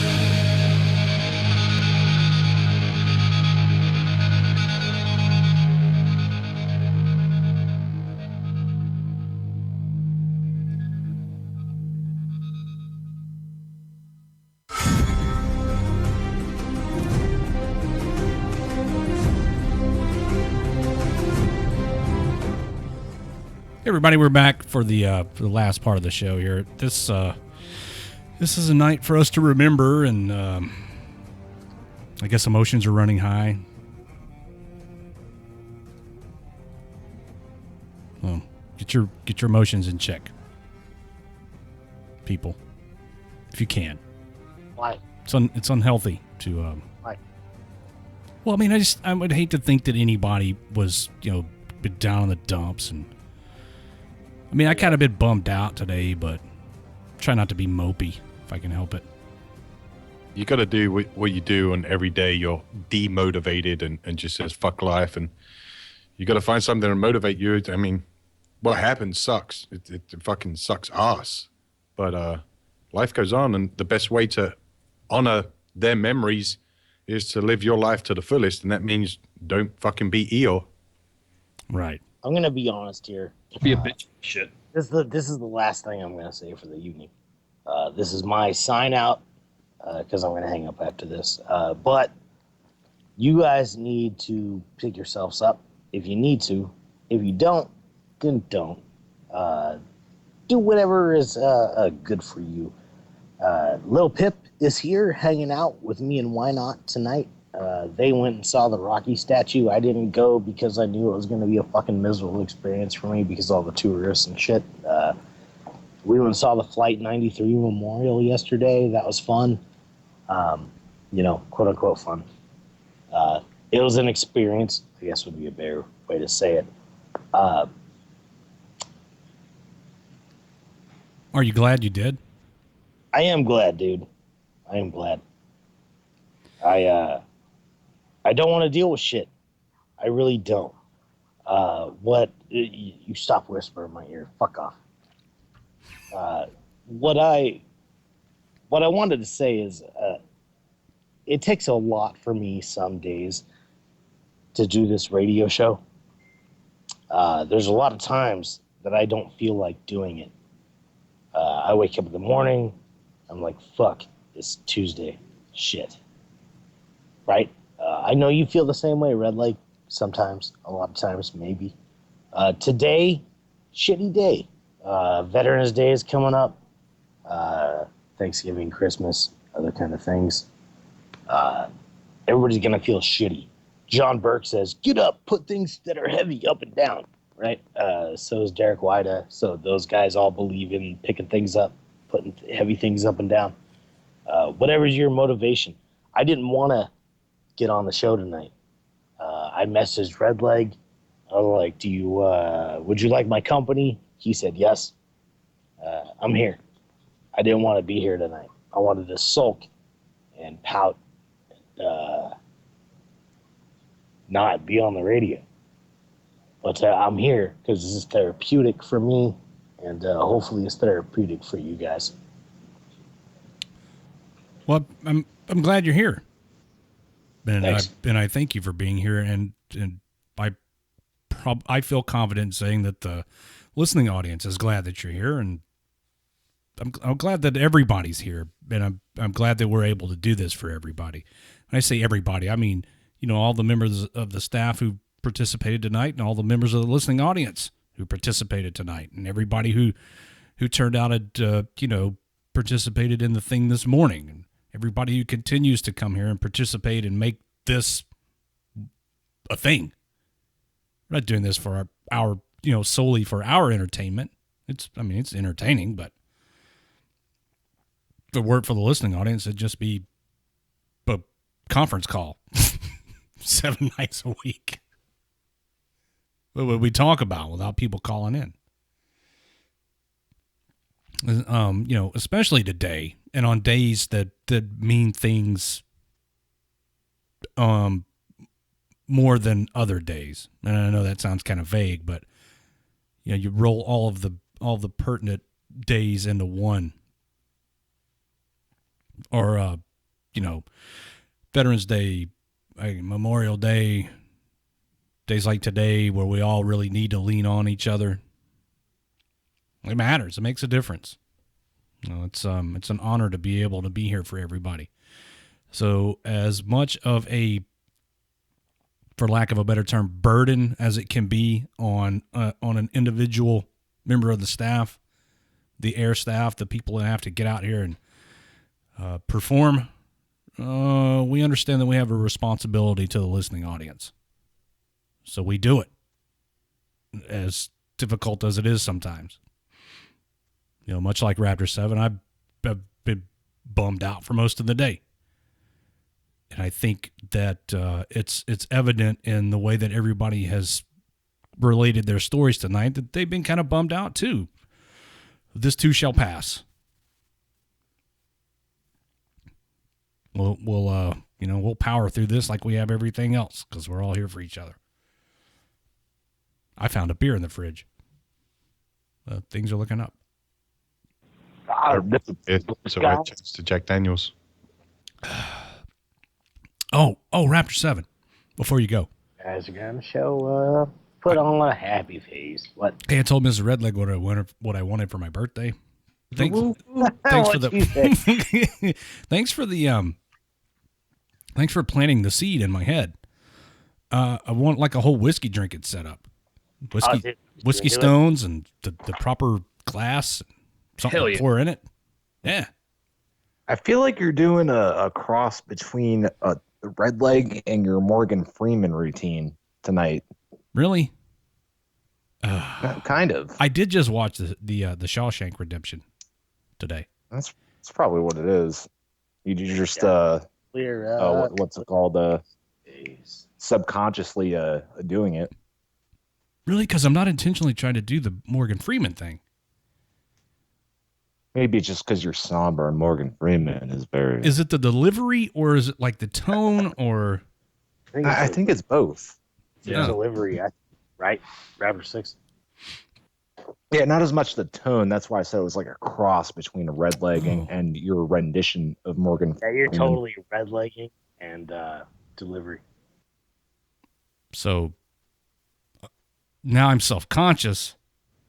Not that I'm and I don't think I can talk anymore. I think it's a problem. I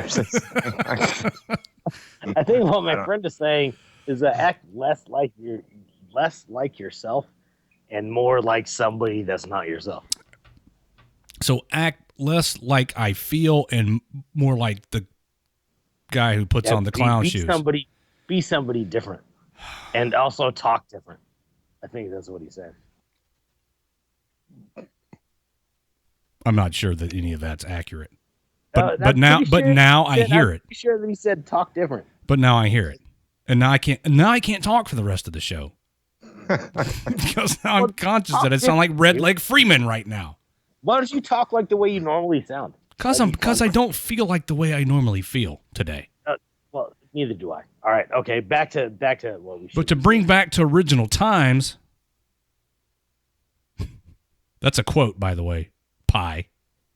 I mean, to sidetrack you there, I was just speaking out loud. Anybody Thinking remember out where loud. to bring back to original times comes from? Wait, what was that quote thing about? I was answering questions in the comment section. What I just said? To bring back to original times? Yeah. I don't think it's trivia night. I don't really appreciate that. I'm not trying to work my brain and Google things. Okay. Well, it's Sounds not gonna, like it's from Twilight. It's not going to be on the Google. That's what your Mrs. Pie said during right? But to bring back to original times, Raptor 7, you can go think of something that maybe would happen. Hey, so I'm getting really irritated here because the inception of this conversation is really going to fuck me up. Right? Do you know that I got racially profiled yesterday? Yeah. I'm really pissed about that. Thought you were a veteran. We don't have to talk about that today. I can save that story for another time. But if you guys keep talking about hard-boiled eggs, I'm going to talk about how I got racially profiled. Well, you can put your fist out on the Tuesday show and make a stand. Oh, dude, you know what? White lives matter. Fucking why do you even get into this raised fist bullshit? Dude, you know what? I'm gonna get. Hey, Lil Pip. That's for Monday. Tell me it wasn't just me. Yell into this hole. Hey, you're saying it wasn't just me. Wasn't it you? Yeah. I got profiled too. Yeah. I'm offended. You know what I think you should do? When you play your intro on Tuesday, take a knee for the whole intro. I'm not taking a knee. That's And wow, offensive. also, I'm offended that you told me to take a knee Fuck that. Is this the guidance of the radio station that I I need to take? think you should protest the injustices that were perpetrated against you yesterday at the Flight 93 Memorial. Take a knee and then donate $1 million to me. You know what? I'm going back to the 9/11 Memorial, the Flight 93 Memorial, and I'm going to just take a knee there every day. And we should get George on I don't have a to job. talk about his colleagues and their conduct. George? The Mexican weatherman? Yeah. He's a park ranger, too, of sorts. Really? Oh, he is. Yeah. Oh, you know what? Lil Pip was like, "Where's Jorge? We should call him." When the fucking park rangers called us 3 white people, get him on the phone. Lil Pip was like, "Get Jorge on the phone." Oh, I should have you know we're friends with the Mexican park ranger, motherfucker. Yeah, I'm a 16 Cherokee, and we got a Mexican friend that's a park ranger. Don't fuck with us. 3 white people leaving the fucking 9/11 Flight 93 museum. We should make T-shirts. 3 white people.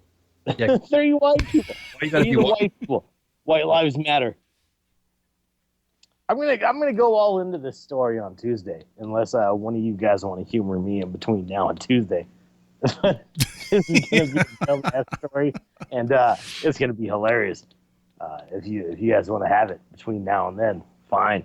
Otherwise, Tuesday, tune in Tuesday, because I got racially profiled for being a fucking privileged white man with Lil Pip, and why not? Wait for that. The views of Raptor Server not currently stock dependent of WGFNRadio.com or US Army Deputy Poets. Yes, I do. I like that. I had a disclaimer. Ice, you have a disclaimer for everything. Ice has good fucking disclaimers, man. Before you go, can you pull out Pip Stitches? Dude, for squares, for money, for Does he still have stitches? Yeah, Oh, dude. Yeah. Okay. Here. Hold on. Hey, they want to see your face, Pip. Come over here. Hey, Raptor 7. Jay Reddy says he'll punch you so hard your white life matters. Punch me so hard, my white life matters. What? I like it. All right. Here's Lil Pip. Right here. Here's me. Here's me and Lil Pip. Oh, wait. Let me. What? What up? Why does the icon keep going away? We're in Why Not's camera. All right. I see Lil So Pip. if you guys go to WTFNationRadio.com and go to the live chat, you'll see me and Lil Pip, Lil PP. What's he getting? Your 40? Yeah, he's got a 40 ounce of Mickey's, dude. Look at that. Where the Damn, little Pip's not so little. There's my 40. Empty. That's empty as fuck. Hey, woman. It's yours. I'm taking hers. Never mind. I got hers. Look at these motherfuckers. Anyways, look at his face. He got a big ass scar. Actually, somebody at the Libertyville area or the Constitution Hall asked him today how he got the scar. And what did you say? I completely forgot about it. Yeah, he forgot that he had a fucking busted face. And Fucker made me feel bad. yeah, they made him feel bad. We're a bunch of dicks, right? That doesn't explain how he got the scar. He got the scar from crashing his motorcycle. He crashed face first into some shit, dirt. yeah, I forgot about I that. have a pissed off look on my face anyway, so I'm just gonna go with it from now on. Yeah, just like I'm fucking. just gonna be the guy that everybody walks away from. How long ago? Like a month ago? Yeah, about a month ago, he smashed face first. He dodged a deer, fucking stupid deers, and went face first into an embankment like 20 feet down, and ate like the earth into his face. windshield. Yeah. Windscreen of my bike. I ate that. Yeah, and then There are it, gouge like, marks on busted. the top of my fucking shit. Yeah, his face is all fucked up. I would have said I got attacked by 6 ninjas or assassins, and I He fought says them off. that anytime anybody asks him that question in the future, he's gonna say that his old lady rolled his face too hard. I can't hear the word deer without hearing in my head Ice going deer, deer, deer, deer, deer, deer. Look at that scar. That's a gnarly scar. There. Hardcore. That's pretty badass. That's a good scar. Hey, can you hear me? Can Lil PP hear me? Hold on here. I'll give him a Well, no, you could just okay. All right. There you go. Put that in your ear hole. Hey, Lil PP.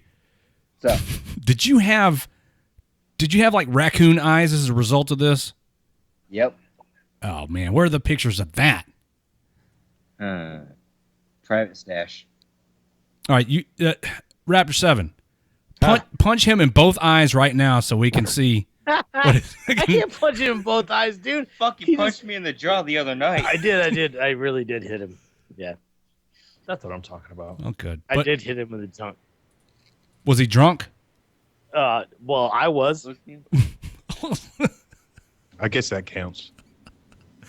You can't fucking come on, man. Give me some credit. I hit a visitor in the junk, dude. No. You hit a cripple. I hit a cripple that just had face surgery. Right in the dick. Attaboy. Oh, you know what? I did give him a hug, though. I gave you a hug, right? Yep. And then talk shit about your shitty fucking step sides on your dumb truck. Like I said, I'm crippled. That's the only way I can drive. I didn't talk shit about his step sides. Hey, do you have a handicap placard hanging from your rearview mirror now that you're all fucked up? I am eligible to get one. Oh, go get one, dude. I don't feel like having that label.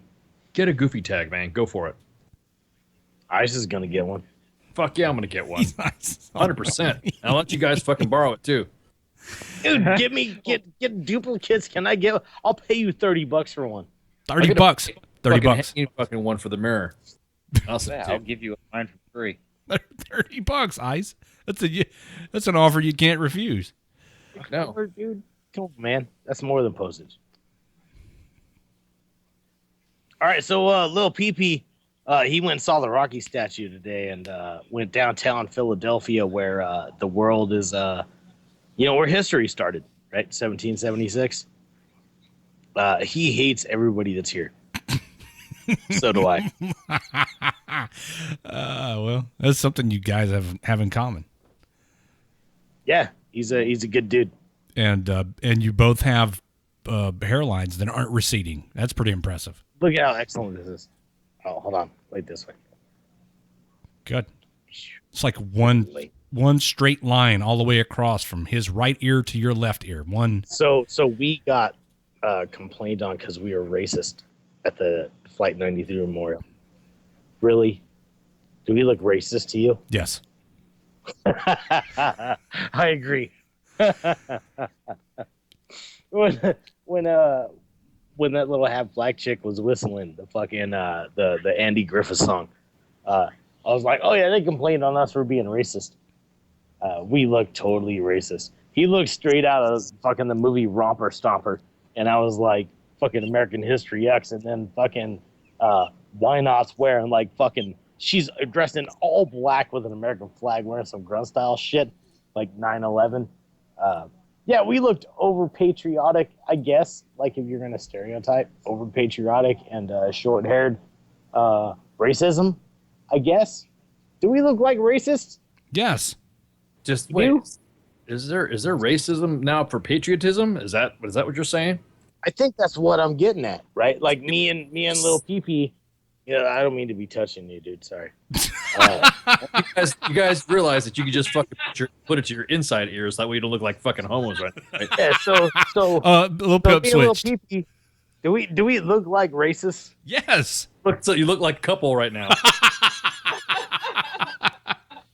I guess that's how I survived the weekend. Well, if we were homosexuals, then we wouldn't have got complained on. All right, bro. Couple. A couple of what? A couple of racists? You slept with him with the couple AR. of homos. I slept with him A with couple the AR. of homos. I didn't sleep with him with the AR. I slept next to him with the AR. That's the protection that you need. We had a brownout the other night, and it scared the shit out of me. Right? Listen to you, racist brownout. Wow. Tell him to stay out of my bed. I kind of put a couple of things don't together like here. it. So, All right, hold on. so Raptor 7 and Lil Pip slept together, and the question is, did you use protection? And yes, because there was an AR in the bed. I'm proud of you guys for having protection. The real question is, did you make eye contact? Well, no, it was dark. They course. couldn't. Oh, Wait, you did? they did? No. Okay. Oh, it's only gay if you make eye contact. As Pip is looking at it right now. No, it doesn't count in the dark. Oh, then good. Yeah. We made him new rules. I got to tell you guys, you get this feeling of hospitality. I felt like I was being extended hospitality in my own home when Raptor 7 was here. He's just that kind of dude. I almost when he felt, left the beer bottles all over the place, I and then you almost cleaned them up. I almost felt like that UV Chris or some shit. even though he was at my house, I felt like his guest. He's very disarming. You guys will all want to fuck me. I'm not a homosexual. I'm just saying that you all want to fuck me when you meet me in person. I've had him in my bed. I'm going to take you up on that offer in Colorado. I'm just saying that you may or may not want to have sex with me. Do it, Pie. He's a cuddler. I gave him a hug. Did I not give you a hug? Did I make fun of your stupid stepsides? Yeah, you initiated the hug. I did not make fun of your stupid stepsides. Little Pip, there were a lot more syllables in that word than there's supposed to be when you said it. Not more initiated in the initiated. You initiated the hug.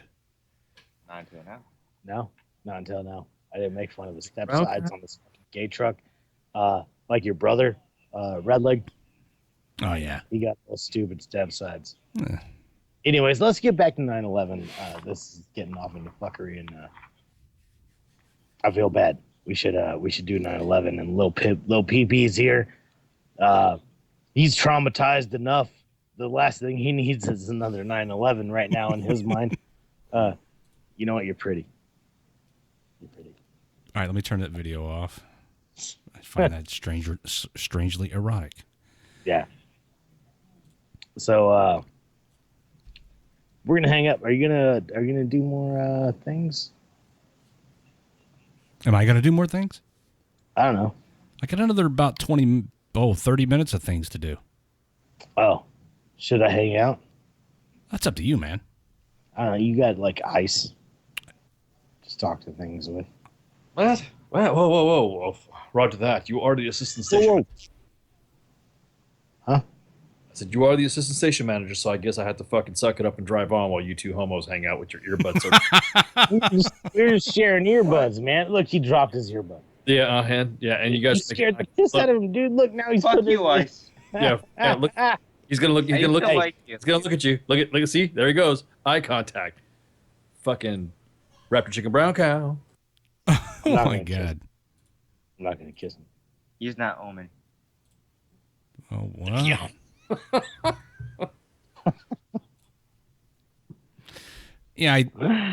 Oh fuck. All right, we're shutting this shit off. Get that shit out of here. Hang that shit up. Hang that shit up. Fuck this. Fuck this. He said, "Fuck this." Oh my god. You know what? I think in the interests of propriety, because we've kind of just now we're just killing time and we've kind of strayed into fuckery. I think I'm just going to go ahead and wrap this shit up. Dude, let's give a shout out to the 9/11 thing. Can we do that? Yeah, I mean, it's your show, but I'd like to. I actually have something prepared to finish the show up with. I just want to tell everybody that I kind of want to drive home the point that it's good that we pull together as a nation when the chips are down, in the face of adversity. But I don't feel like that has to dissipate over time. That we, the United States of America, and the citizens thereof, need to continue that feeling of unity and patriotism. I don't want it to have to come to another national tragedy in order for us to all come together. And I guess I'm kind of riding Raptor 7's coattails with a statement he made earlier in the show. I mean, I want thank everybody who has served and who is serving. Thank you. And thank you to all of you who do it for the right reasons. And I'm it's an honor and a privilege to be able to provide this service for all of you. And hope you keep coming back.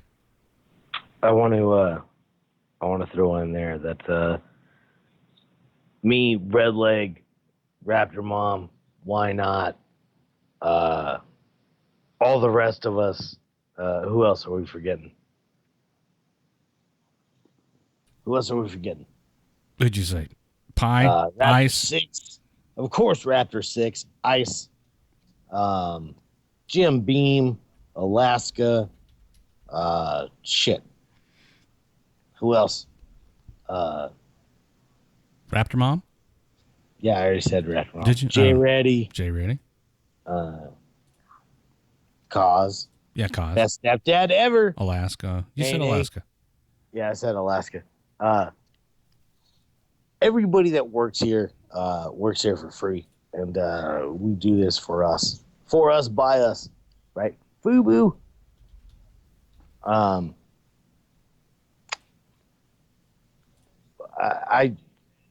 I don't really know what to say, dude. I really don't. I'm saying words. I don't know what to say. This is a humbling experience to be able to be a part of a radio station that we ever reach as far as we can reach. It was humbling. What? Say what? Meeting the service members. That's yesterday. what I was gonna say. You fucking faggot. Shut up. Fuck up. Fucking dickhole. Hate you. Why not? I hate you. It was humbling to fucking hang out with the service members. We hung out with you yesterday at the truck stop in Pennsylvania. What were they? Second Combat Brigade out of Out Washington. of that place in Pennsylvania. Yeah, hey, out of Washington, Pennsylvania. Sucking nerds. Oh, you gave us so much fucking offsec. I wanted to like bust you guys out, but you know what? Your private was good. Don't fuck with that private. No. Otherwise, I'm gonna bust you out on the air all over the place. Hey, that sir that I talked to, that second lieutenant, he's a first lieutenant, right? That first lieutenant, he was pretty legit. But He answered the phone. He's like, "Oh, U.S. Army." the point is, it's a privilege to do this. It's humbling. Stopping at a rest stop and saying that WTF Nation Radio and these guys were like, "Oh shit," scared because he was serving with the fuck moments is here. Man, it's humbling, but also, I don't even know. I don't know. I don't know the words. Going to Flight 93 was humbling. Being able to meet service members is humbling. The Arizona trip was humbling. I don't have words, man. This is an experience. The radio is an experience, and today is a day to remember things. And fuck. I get the sentiment. Sometimes it's hard to put it into words. But so on that note, guys, I think I'm gonna call it a night. I think we've probably just about done all we could do for today. Ice, Pie, Raptor 6, everybody. There's that Morgan or the Red Leg Freeman thing again. Red Leg Freeman. We've done just about all we can do today. I'm going to wrap it up, guys. I do have something special for the Facebook Live viewers, video-ish. And anybody who's in the live chat at WTFNationRadio.com, I encourage you to take a few minutes and come to Facebook Live or YouTube and experience this. You want to talk about humbling? This is humbling. I'll be back tomorrow night, everybody, at 8 o'clock p.m. Eastern to do my regular show. That's it, guys. Everybody have a good night. You too, boss. I'm out.